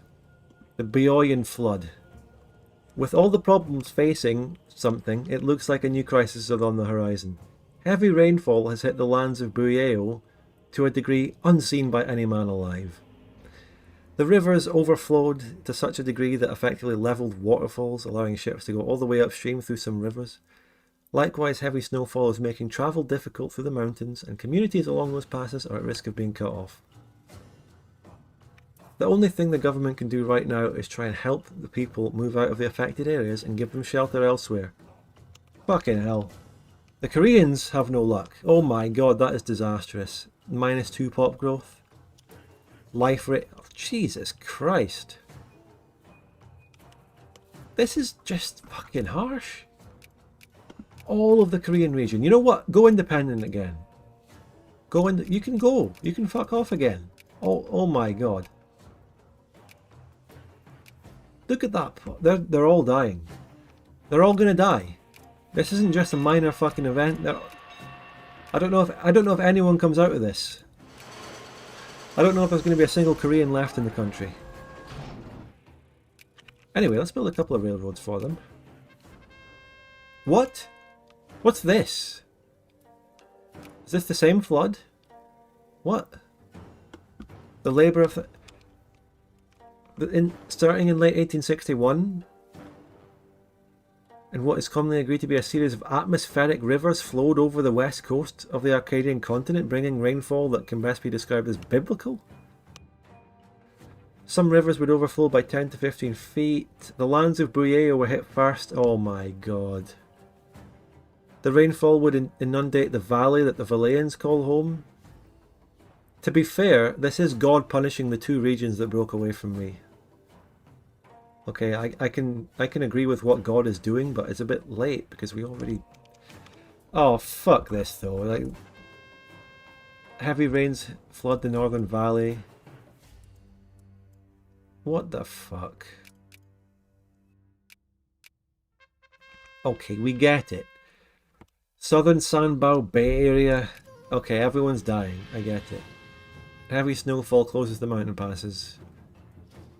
Dian is fucked now as well. I guess we just have to sit back and take this. Let's just spectate China while everyone dies and see what we have left at the end of it. I'm still getting immigration, but look at the pop growth. Okay, this is fucking bullshit. Yeah. Let's just kill all this player's pops, you know. California Delta. Heavy rain reaches the desert. Okay.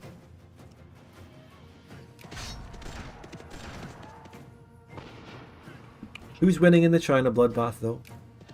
Even San Salvador's balkanized. The absolute state. Minus 18k pops a month. Remember my pops were at what, like 1.7 million at the start of this?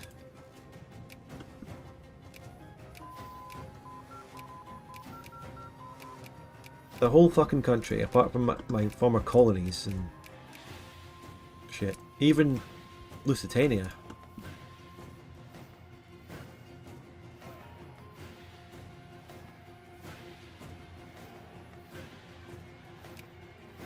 Is it worth doing any researches? Let's just grab empiricism.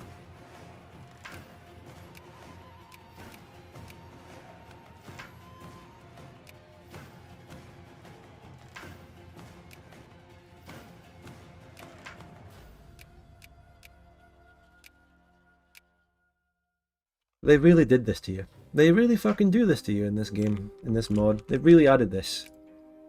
Let's just add a series of natural disasters that kill half your pops in 1862. Why? Why? You're meant to make people want to play your fucking game and your mod. No one wants to play this. An independent Formosa? Tungning, which is the same thing that is in normal DoD. Tungning.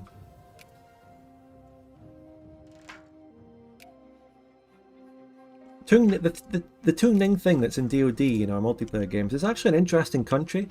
It's a country that's much more westernized than anything else in China, but it's just not big enough to be viable. It's got the least pops out of all the Chinese things, pretty much, and it starts at a precarious situation with its thing on its land on the mainland, and it just loses to the bigger countries. But it's really interesting. It could be one of the best Chinese countries to play in single player because it's so far westernized to begin with, and you can outplay the AI to beat the other Chinese countries. But it's not viable in multiplayer because of how small it is. It's that one that owns Taiwan, the northern island of the Philippines, and a strip on the mainland.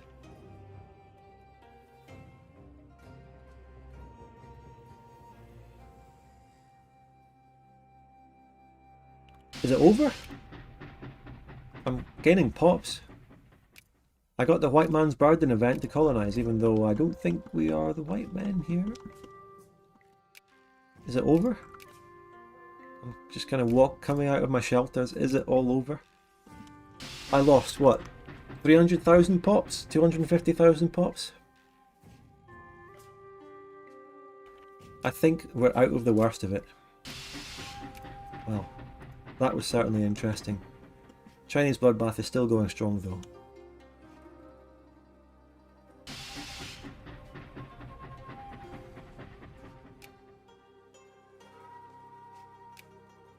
Now where's that? Yes, this party. Paternals, please. Paternals. They nerfed Paternals at some point. It's not even that good.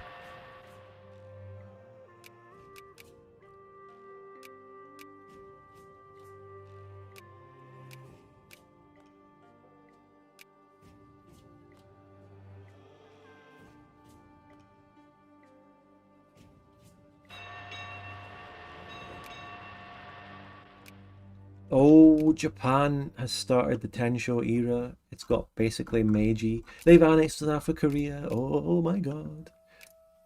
Japan is waking up, which is a problem for me if I ever want to go against them.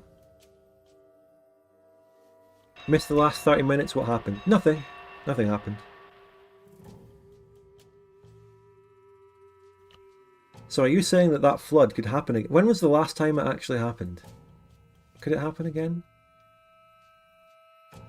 Where is this shit? Where will it affect? Who will it kill if this flood happens? Apparently it only kills the northwestern United States, but maybe other countries got affected. I didn't really check or notice. I feel like Hokkaigan has lost pops. Wait, this happened in 1862? When was it? What happened?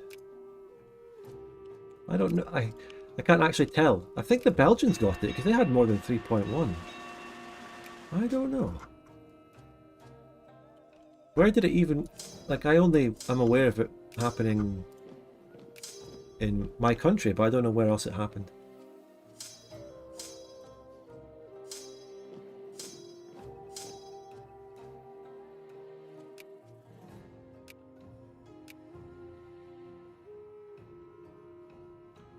The Chinese war is coming down to the wire. It seems like Shun is actually pulling ahead. But the Hong just will not move that 80k stack. And I can't be arsed tag switching or something to make them move it. 1862. It is specific to this area. The Great Flood of 1862 was the largest flood in the recorded history of California, Oregon and Nevada, inundating the western United States. How come I've never heard of this? How come no one's ever heard of this?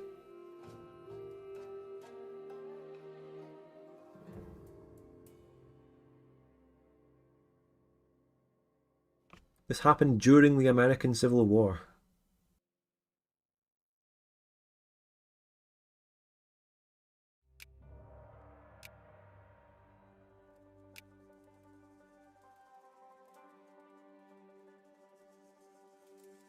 No one didn't live. People did live there.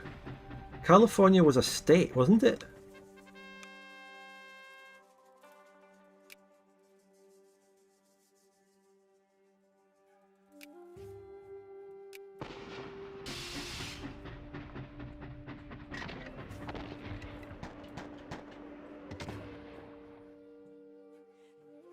And then San Francisco earthquakes. Listen, mate, people are crazy. They move to these areas even though they're liable to some of the worst natural disasters in mankind. In this general area, you've got Yellowstone, biblical floods, devastating earthquakes, tornadoes. Yet millions and millions of people will move there.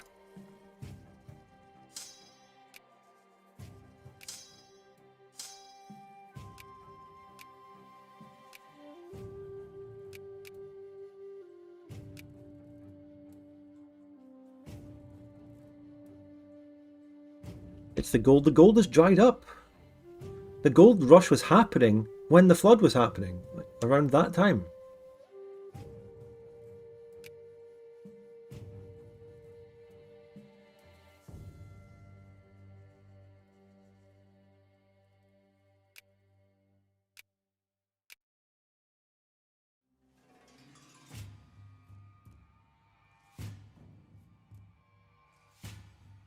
Also, Mount St. Helens. Mount St. Helens? What about that? Hmm?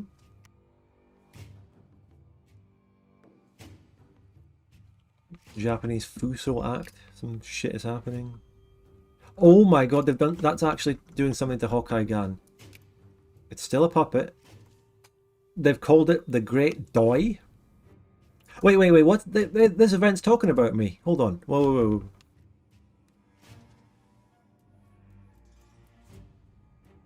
This morning, the Japanese parliament passed a new law organising Hawkeye Gan as an autonomous body within the Empire of Japan. While Japan has publicly extolled this measure as a measure to restore trust in the chrysanthemum throne, most observers point to another goal, setting the empire on stable ground for a third war with Qingqiu. Japanese militarists have long plotted revenge against their ex-colony, but instability in Hawkeye Gan precluded this.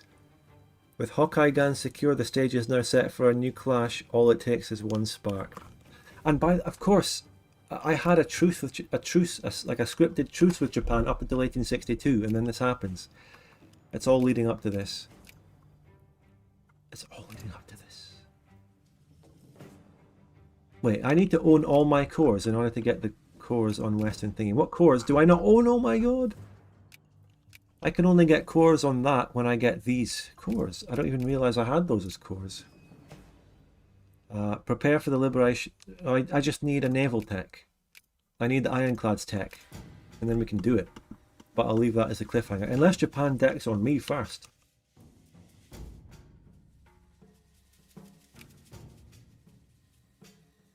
So Shun Bros are back. Shun Bros are in fact back.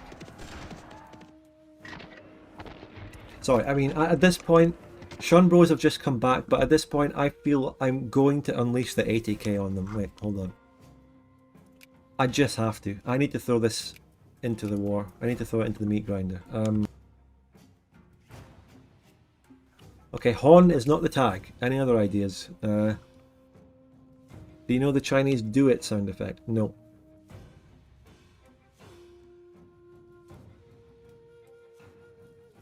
What could the tag for Hong be? Any ideas? Someone look at the files in the mod while we figure it out. It's not HNG. Debug mode? GRH. GRH. What would that be? Hog. It's Hog! It's Hog! Okay. They've got a 3-3 general in there. Fucking hell. I'm splitting it in half and moving it and taking a save. And I'm going to resign and go back on Qingqiu and see if that works. I just prefer Hong's colour on the map and the fact that Hong is named after Hong Xiuquan, the Heavenly King. Let's see if that does enough. Will the AI obey that? They've already changed the order. Let's see, but they're actually moving it now. They're AIing it. Oh, what they had? Oh, they annexed the Heavenly Jing. Oh, they annexed the Jing. Jing's Crivens. Are they moving the whole thing? Yes, they've activated their reserve forces in the Jing Heavenly Kingdom. The cavalry's coming back to take down the Shun. Let's see how this stack does. Let's go.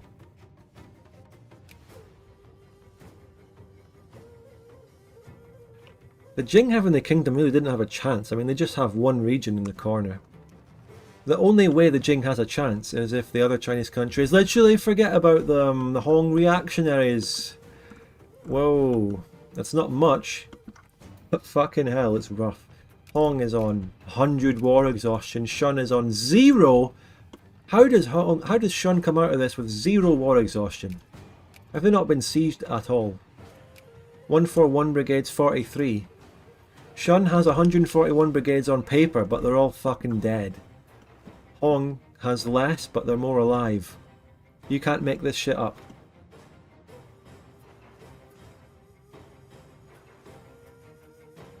I should edit this war into a video and call it a spin-off from the Asian Hugbox series. Another series where I play as a Chinese country or Japan in the future will be called the Asian Bloodbath series. This is the Asian Hugblock series going on right now. The tech, of course, has to be the screw propeller tech. So if it comes to war with Japan, I mean, I obviously have a much bigger navy than them. They can't. I won't allow them to ship troops over. Let's build some commerce raiders so I have something more up to date, just in case they're advanced. What's that old British telly program where they build robots and make them fight? Robot Wars, and that was amazing. The Hong stack that I unleashed is basically just killing the rebels. They're just wasting it on the rebels.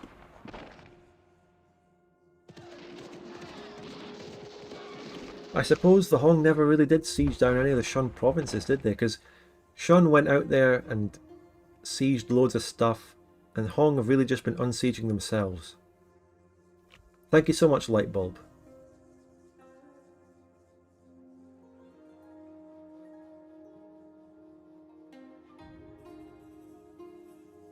So yeah, Hong is wasted. They got more. They just got more.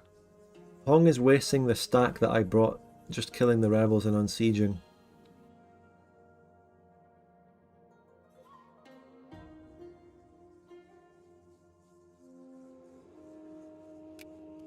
Oh yes, education reform, please. Let's max out education reforms and then move on. I haven't looked at clergymen for a while. Have they dropped down or anything? Ah, they're alright. They're fine. Whatever.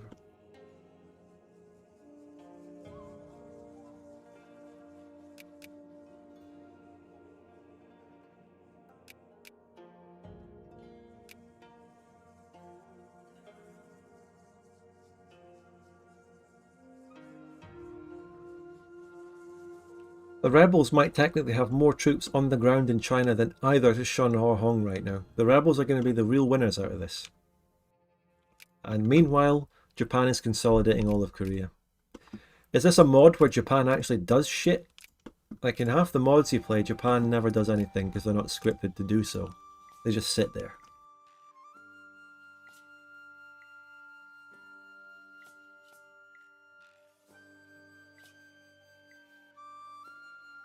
Hong's capital is Beijing.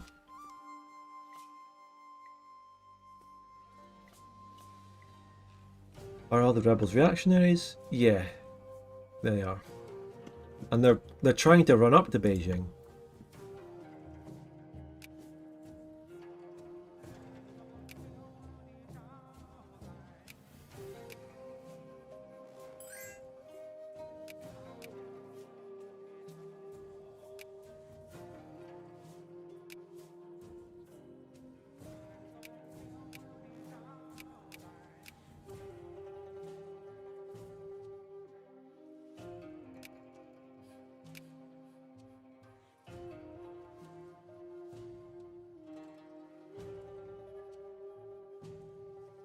The rebels, if anything, are just going to prolong the war because Shun has to siege everything down to win.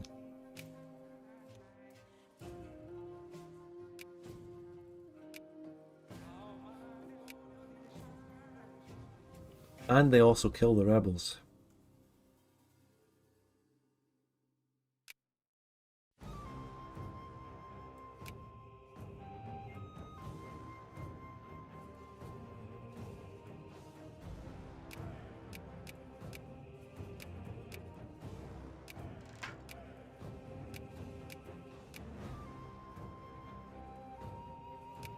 You know what?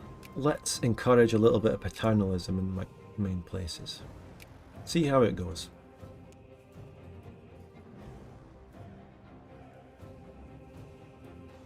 Goryeo is putting up a fight. Those are our Korean brothers back there. I accept my Korean people with love in my country. But their brothers back home in the mainland are being killed by the Japanese.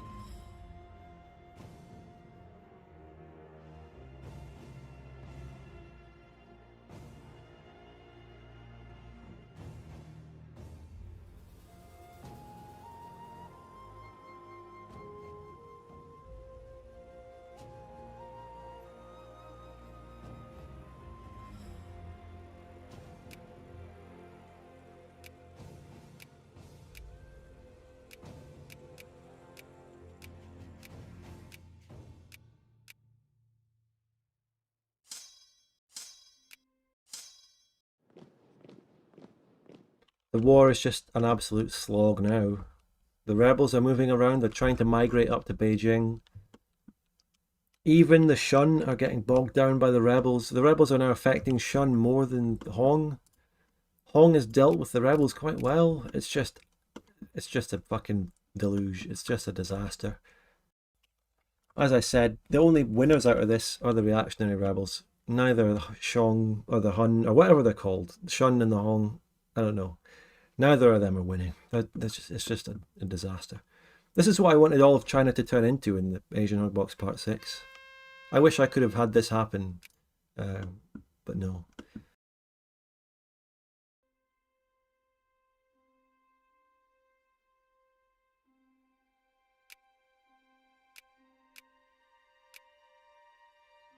We do healthcare reforms next. We still have not recovered our population from the disasters because we don't get immigration. And we can't even blame infamy for it now because we're at fucking 0 infamy and we don't get any immigration anyway. We're a presidential republic, we have a national value that gives immigration, plus 30%, we have loads of reforms including universal suffrage. List everything else that gives immigration buffs and we still don't get any.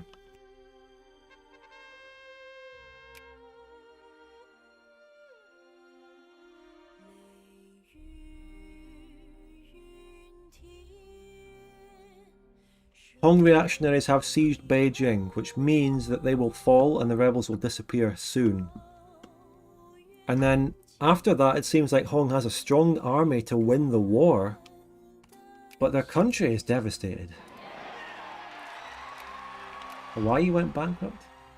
Well, I want to annex that admiral. They've lost the admiral. They got rid of him. This is completely different.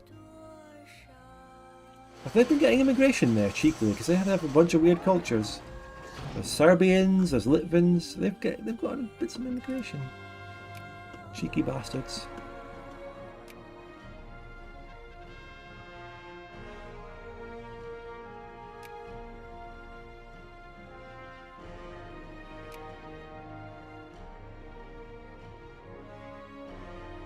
Is it nearly over or 1 hour left? Oh, it's a single player thing, I'll just stop when I feel like it. I'm going to end on the cliffhanger of just before this Japanese war, which I can actually take the event for pretty soon. But I also want to wait until the Chinese war is over as well.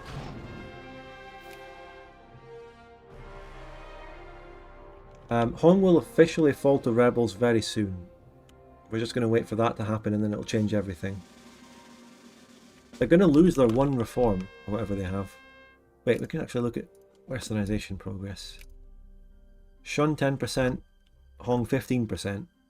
So not great for any of them, but the little progress that Hong has is going to be lost. And yes, Shun has spent half the remaining army just killing Hong's rebels. Oh, that's it. The rebels are gone. It is now a proper match between the two Chinese countries. And I mean, oh, this could still go either way. Civ progress. Hong just lost 5%. That was not a particularly brutal fall to reactionaries right there. Hong lost fucking 1%. Hong still has its 1 mil tech, Shun has 0. Hong wins a battle down here. But even if Hong wins battles, there's still more siege down, you know. They could still get more rebellions as well. Tawan and Suyu, are you okay? Yeah, they're fine.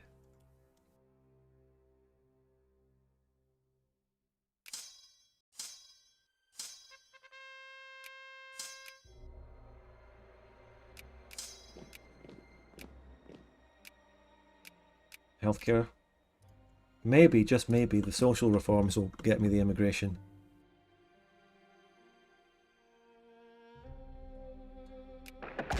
Big battle here. Hong winning. Hong has the superior army with the superior generals now. Maybe. Oh. Oh. Shun wiping Hong up there though.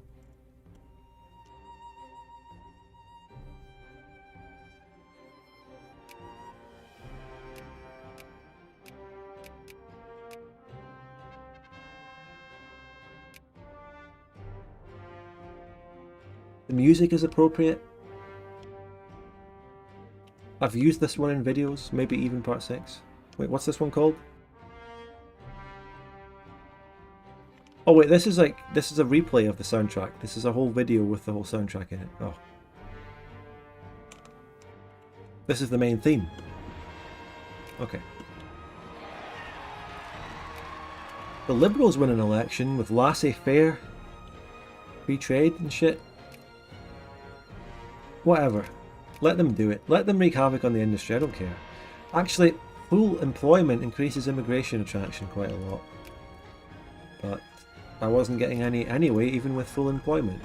So, you remember when I was giving my list of shit that gives you immigration attraction? I forgot to mention that. I had full employment. Also, look, Hong with a 72k fucking stat, with a good general and a big roll. Wow.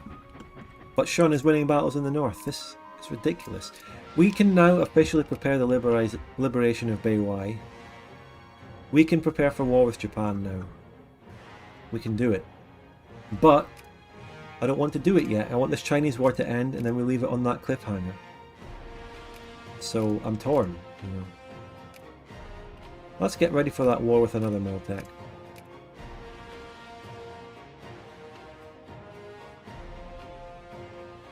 Bolton, make your prediction for who wins this war. What was that event name? What event? Don't spoil things by reading events in advance for me.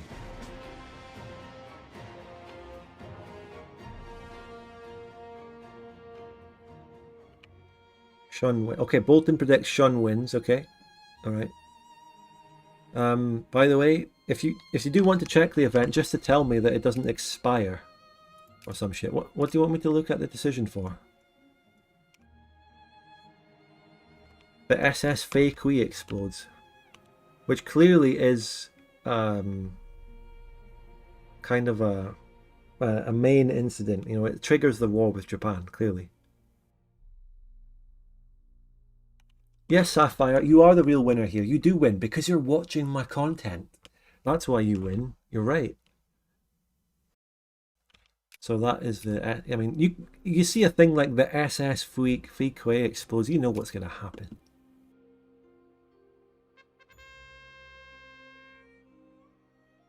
Oh, militancy or plurality? I'll take the plurality because we're getting reforms these days anyway. Remember, like, we don't have good YouTube polls and predictions, but we do have Bolton, and he has predicted a Shun victory here. So let's see how that bears out. Shun is still sieging shit. They have the siege advantage, but Death of the Red Sultan, remember them? That was a good time.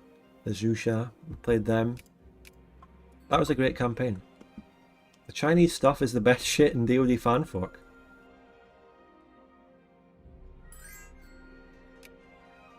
Oh, wait. Sorry, Mexico's trying to reconquer my spherelings, but I honestly just don't give a fuck. Go for it, you twats. Honestly, they don't even have cores on Lusitania anyway. They don't threaten me. So, sorry for letting them down, but fuck it. I also do want to call an election, because this laissez-faire is not good, actually. I want to sway people to paternalism, slowly.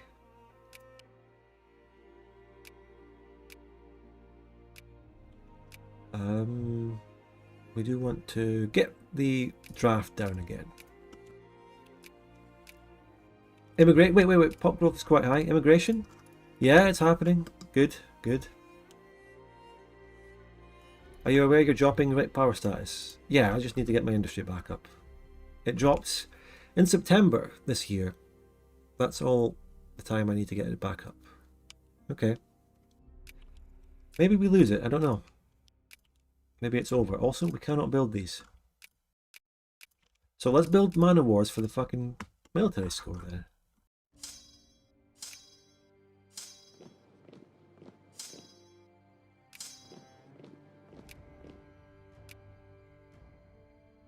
DM in China? It's our treaty port of Shanghai, of course. There was an opium war. Right. Residency. This is a crazy event. How do you fucking decipher anything in this? People become 30% more in favour of residency. People die in this event. Jesus.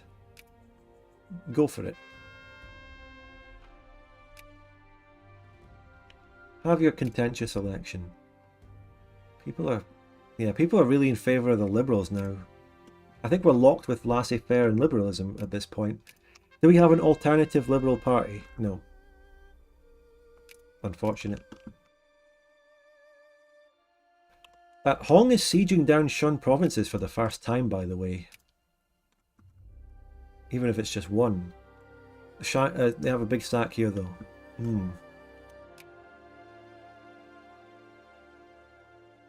Hello, Stalker. Big battle here. The Shuns outnumber, but the Dongs have the better role and a better general. The Dongs, the Hongs, I don't know. It's the Hong with a general called Dong. What do you want me to say? Susie isn't here to translate them for us, so...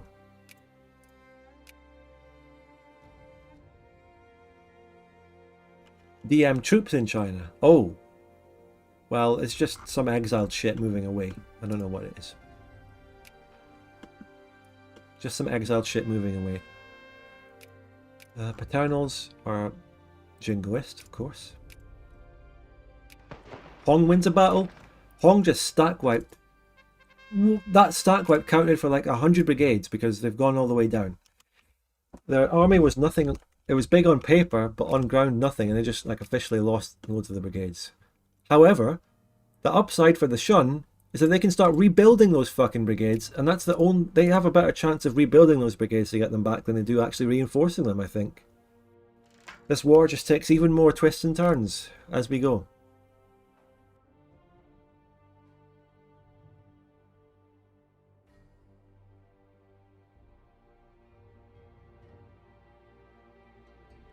At this point, they're equal in armies. They're equal. They're equal. Oh, there's even 2 equal stacks down here. What the fuck? Shun's big stack just took a big attrition tick going into that province. Nanjing is being sieged by the Hong. Nanjing, that's really important. That's their capital. More tech. Let's get the port upgrade to get ironclads. Which I won't be able to build anyway, so completely useless actually. Liberals win again. Oh well. Terrible.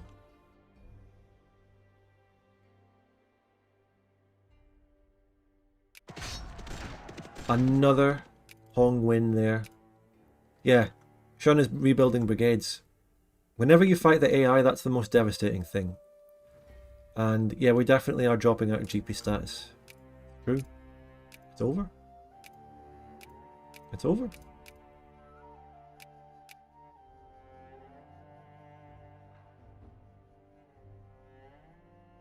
Shun got a big stack there. Oh, big battle. Reinforce that, you Hongs. Hong, reinforce it with your big stack. They siege Nanjing. War exhaustion must be going up for Shun. That wasn't a wipe, and they're not following up on the Hong. Hong Tua, everyone. Hong Tua, that's their great battle cry. Hong Tua!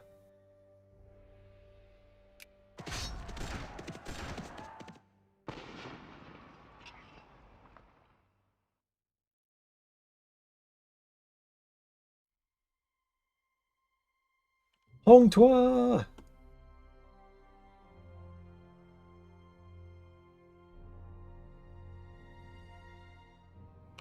Looking at this, the Hong has the upper hand now. I don't know what the fuck happened to Shun's army. It's big stacks, but the Hong has the better stacks at the moment. And now we got some Lusitanian Patriots.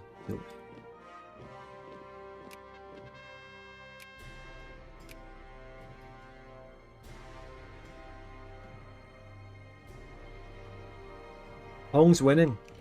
Bolton's prediction in shambles.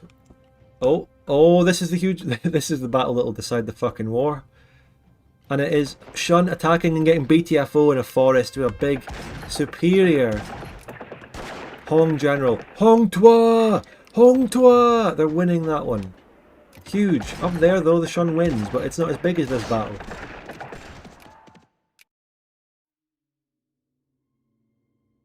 Wow. And they're continuing to siege some of the gigantic provinces. But Shun got a big reinforced tech immediately. The Cuban War of Independence also has broken out, by the way. Just saying.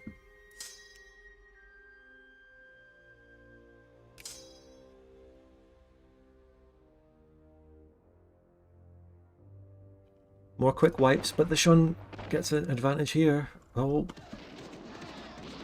But for the first time, the Hong is truly fighting in Shun territory and sieging them.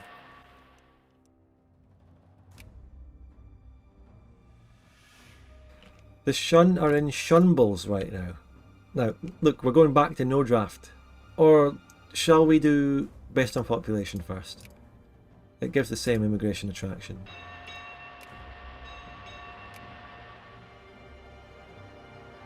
We are officially a secondary power. We officially lost our spears. Fucking hell.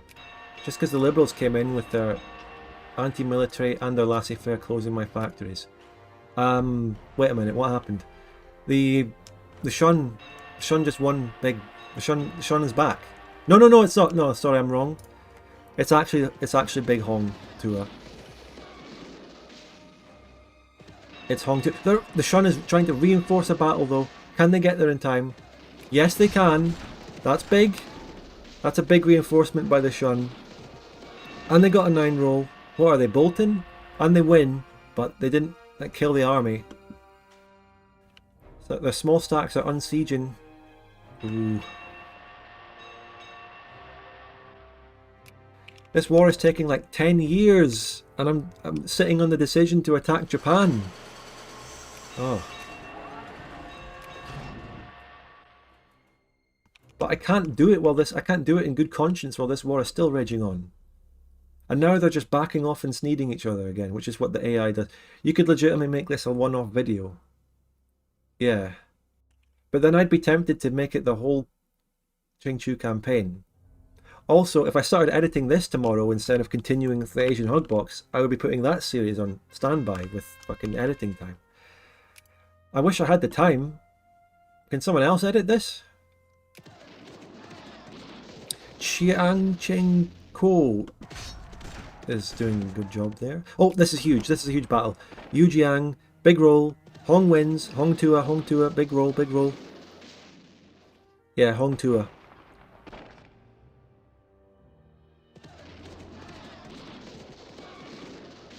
I mean, tomorrow morning, I really just want to get back to editing the next Asian Hugbox part. As much as I love this is really fun. This is being streamed, and it will be a VOD tomorrow. I mean, people are already going to see this, you know. I don't need to use editing time on it. I could come back to it, but, you know. Despite everything that's happened, Shun has rebuilt brigades, and they just wiped a couple of Hong things. Ant Wars documentary. I've watched some of those videos. That is literally what we're doing right now.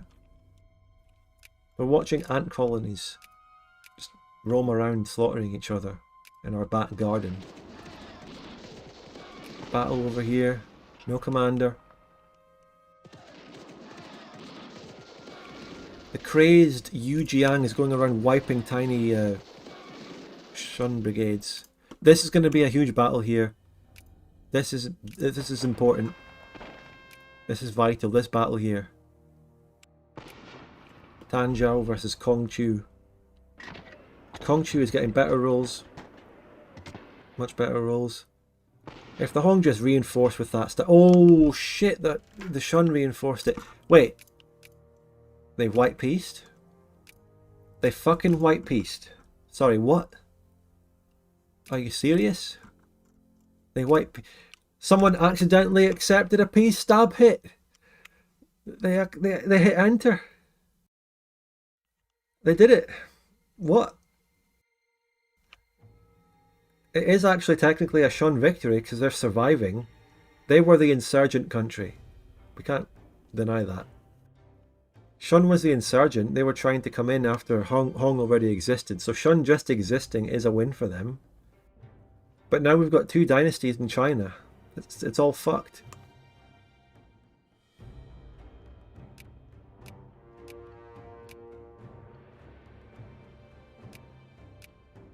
That's where we're keeping it paused for now. Well, we could maybe unpause and see if any events happen in the immediate aftermath. Because now we're stuck with two Chinese dynasties that were supposed to annex each other one way or the other.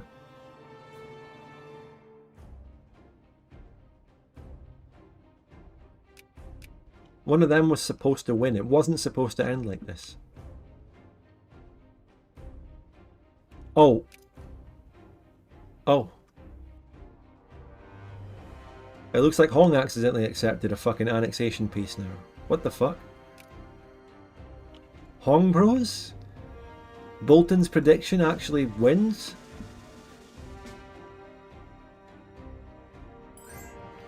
Who's entering my game and fucking using the console here? What the fuck? That doesn't actually make sense. How Hong was there, Shun came in, then it white peace, but Shun wins. I mean, Hong was the one who were in power. Shang were the rebels, basically. Who knows? But Shun's back. This is back to 1836 borders. The Manchus are fully independent. Yeah, Jurchens. Yeah. That's it. Shun wins, and we are on the cliffhanger here. Our economy's fucked. We lost our industry, dropped out of GP status, but the only way we can get back to our GP status is to fight Japan. That's the next thing. We're going to do the liberation of Beiwai. We're going to do the SS Fei Kui incident here somewhere probably. And we're going to fight Japan and its puppet. Now, I'm looking at this because I have debug fog of war. I have advanced information that I'm not allowed to see. But they've got fuck all here. So on the ground, in this place, the war could be easy and quick. But then we're basically fighting a protracted war against Japan. And I have to send my navy out to try and prevent them transporting shit. And it's going to be like all those campaigns I had where I fought Europeans, you know, like in Jorao. Where we just wait for them to land on us. And inevitably, Japan is going to land big 30k stacks in like fucking Lusitania or Alaska. And I'm going to have to go and unite my whole army and kill them. But killing those stacks is how you get battle war score and actually come to win the war. But we're only going to know what really happens when we actually fight it. And I'm going to do that on... Well, it's going to be a little bit of a wait. I'm going to do it on probably Thursday next week, maybe Wednesday. Maybe Wednesday or Thursday. I can't commit yet to the day, but just be there, be ready. You'll see the stream come up on the day as a pre-stream thing. Well, fucking hell. Great stream though. Thanks for your super chats and everything throughout it. If you have any last minute memberships and super chats, if you want to show your support for the Hong or the Shun, go ahead. That was mental.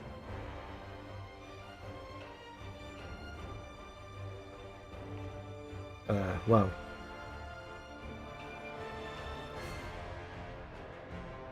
It was a Shun W. But Hong did so well. Hong did so well. Don't forget, this was a three-way civil war with Jian as well. Glad to hear it. Good stuff, Sowako. Yeah, nice. Fucking Jiang was there, the Heavenly Kingdom. They still have cores. They still have cores. Chinese Empire is technically there in its cores. Chinese Empire exists. Only someone would form it. To be honest, I think the only thing you technically would need to form Chinese Empire is Shanghai, or any of the other treaty ports. I think they could form it if they have that, unless there's other restrictions. But yeah, can we get one last Hong Tua in the chat as a memorial, and a salute emote if you remember? I gave Hong the best chance they could. They had 80k glitched sitting in the mountains, and I moved them and I got them into the fight, but they still couldn't win.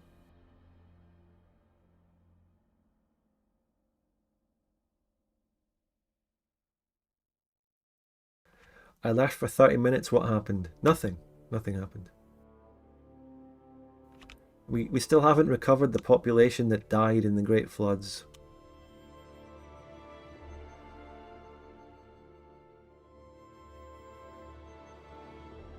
They tried to Hong Tua, but they got shunned. They got shunned by the mandate of heaven.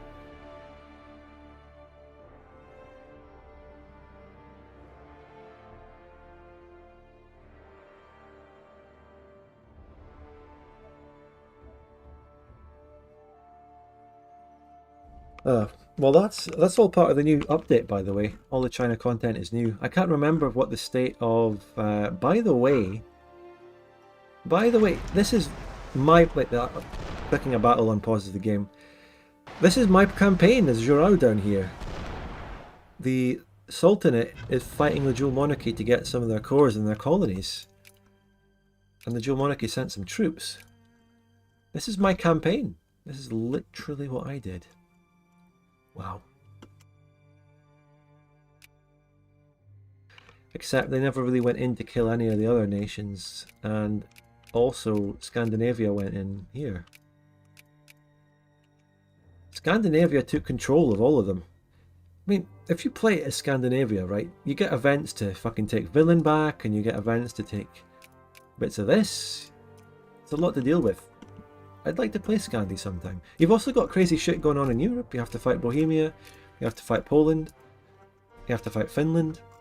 There's a lot of stuff, and you're also colonising India.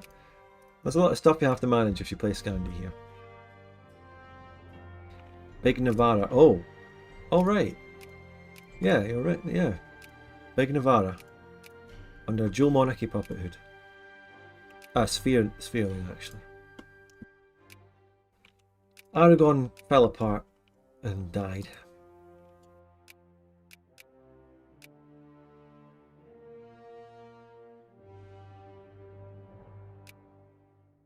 It's Greece, but with a German flag. Nice.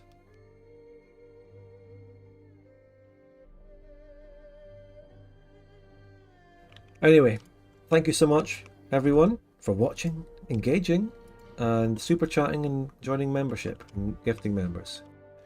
I had a blast, as always. It was a pleasure. Great hanging out with all of you. Will this be a series? Not a series of edited videos, most likely. Tomorrow, I'm going to get back to working on the Asian hug box, and we're going to go to the Europe episode next, of course. All right, fantastic. If you haven't watched the new episode, I would recommend watching it.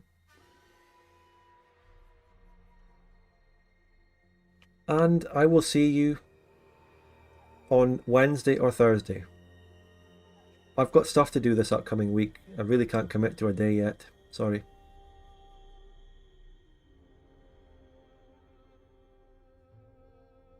Yeah, great stuff. Thank you so much, everyone. Bye.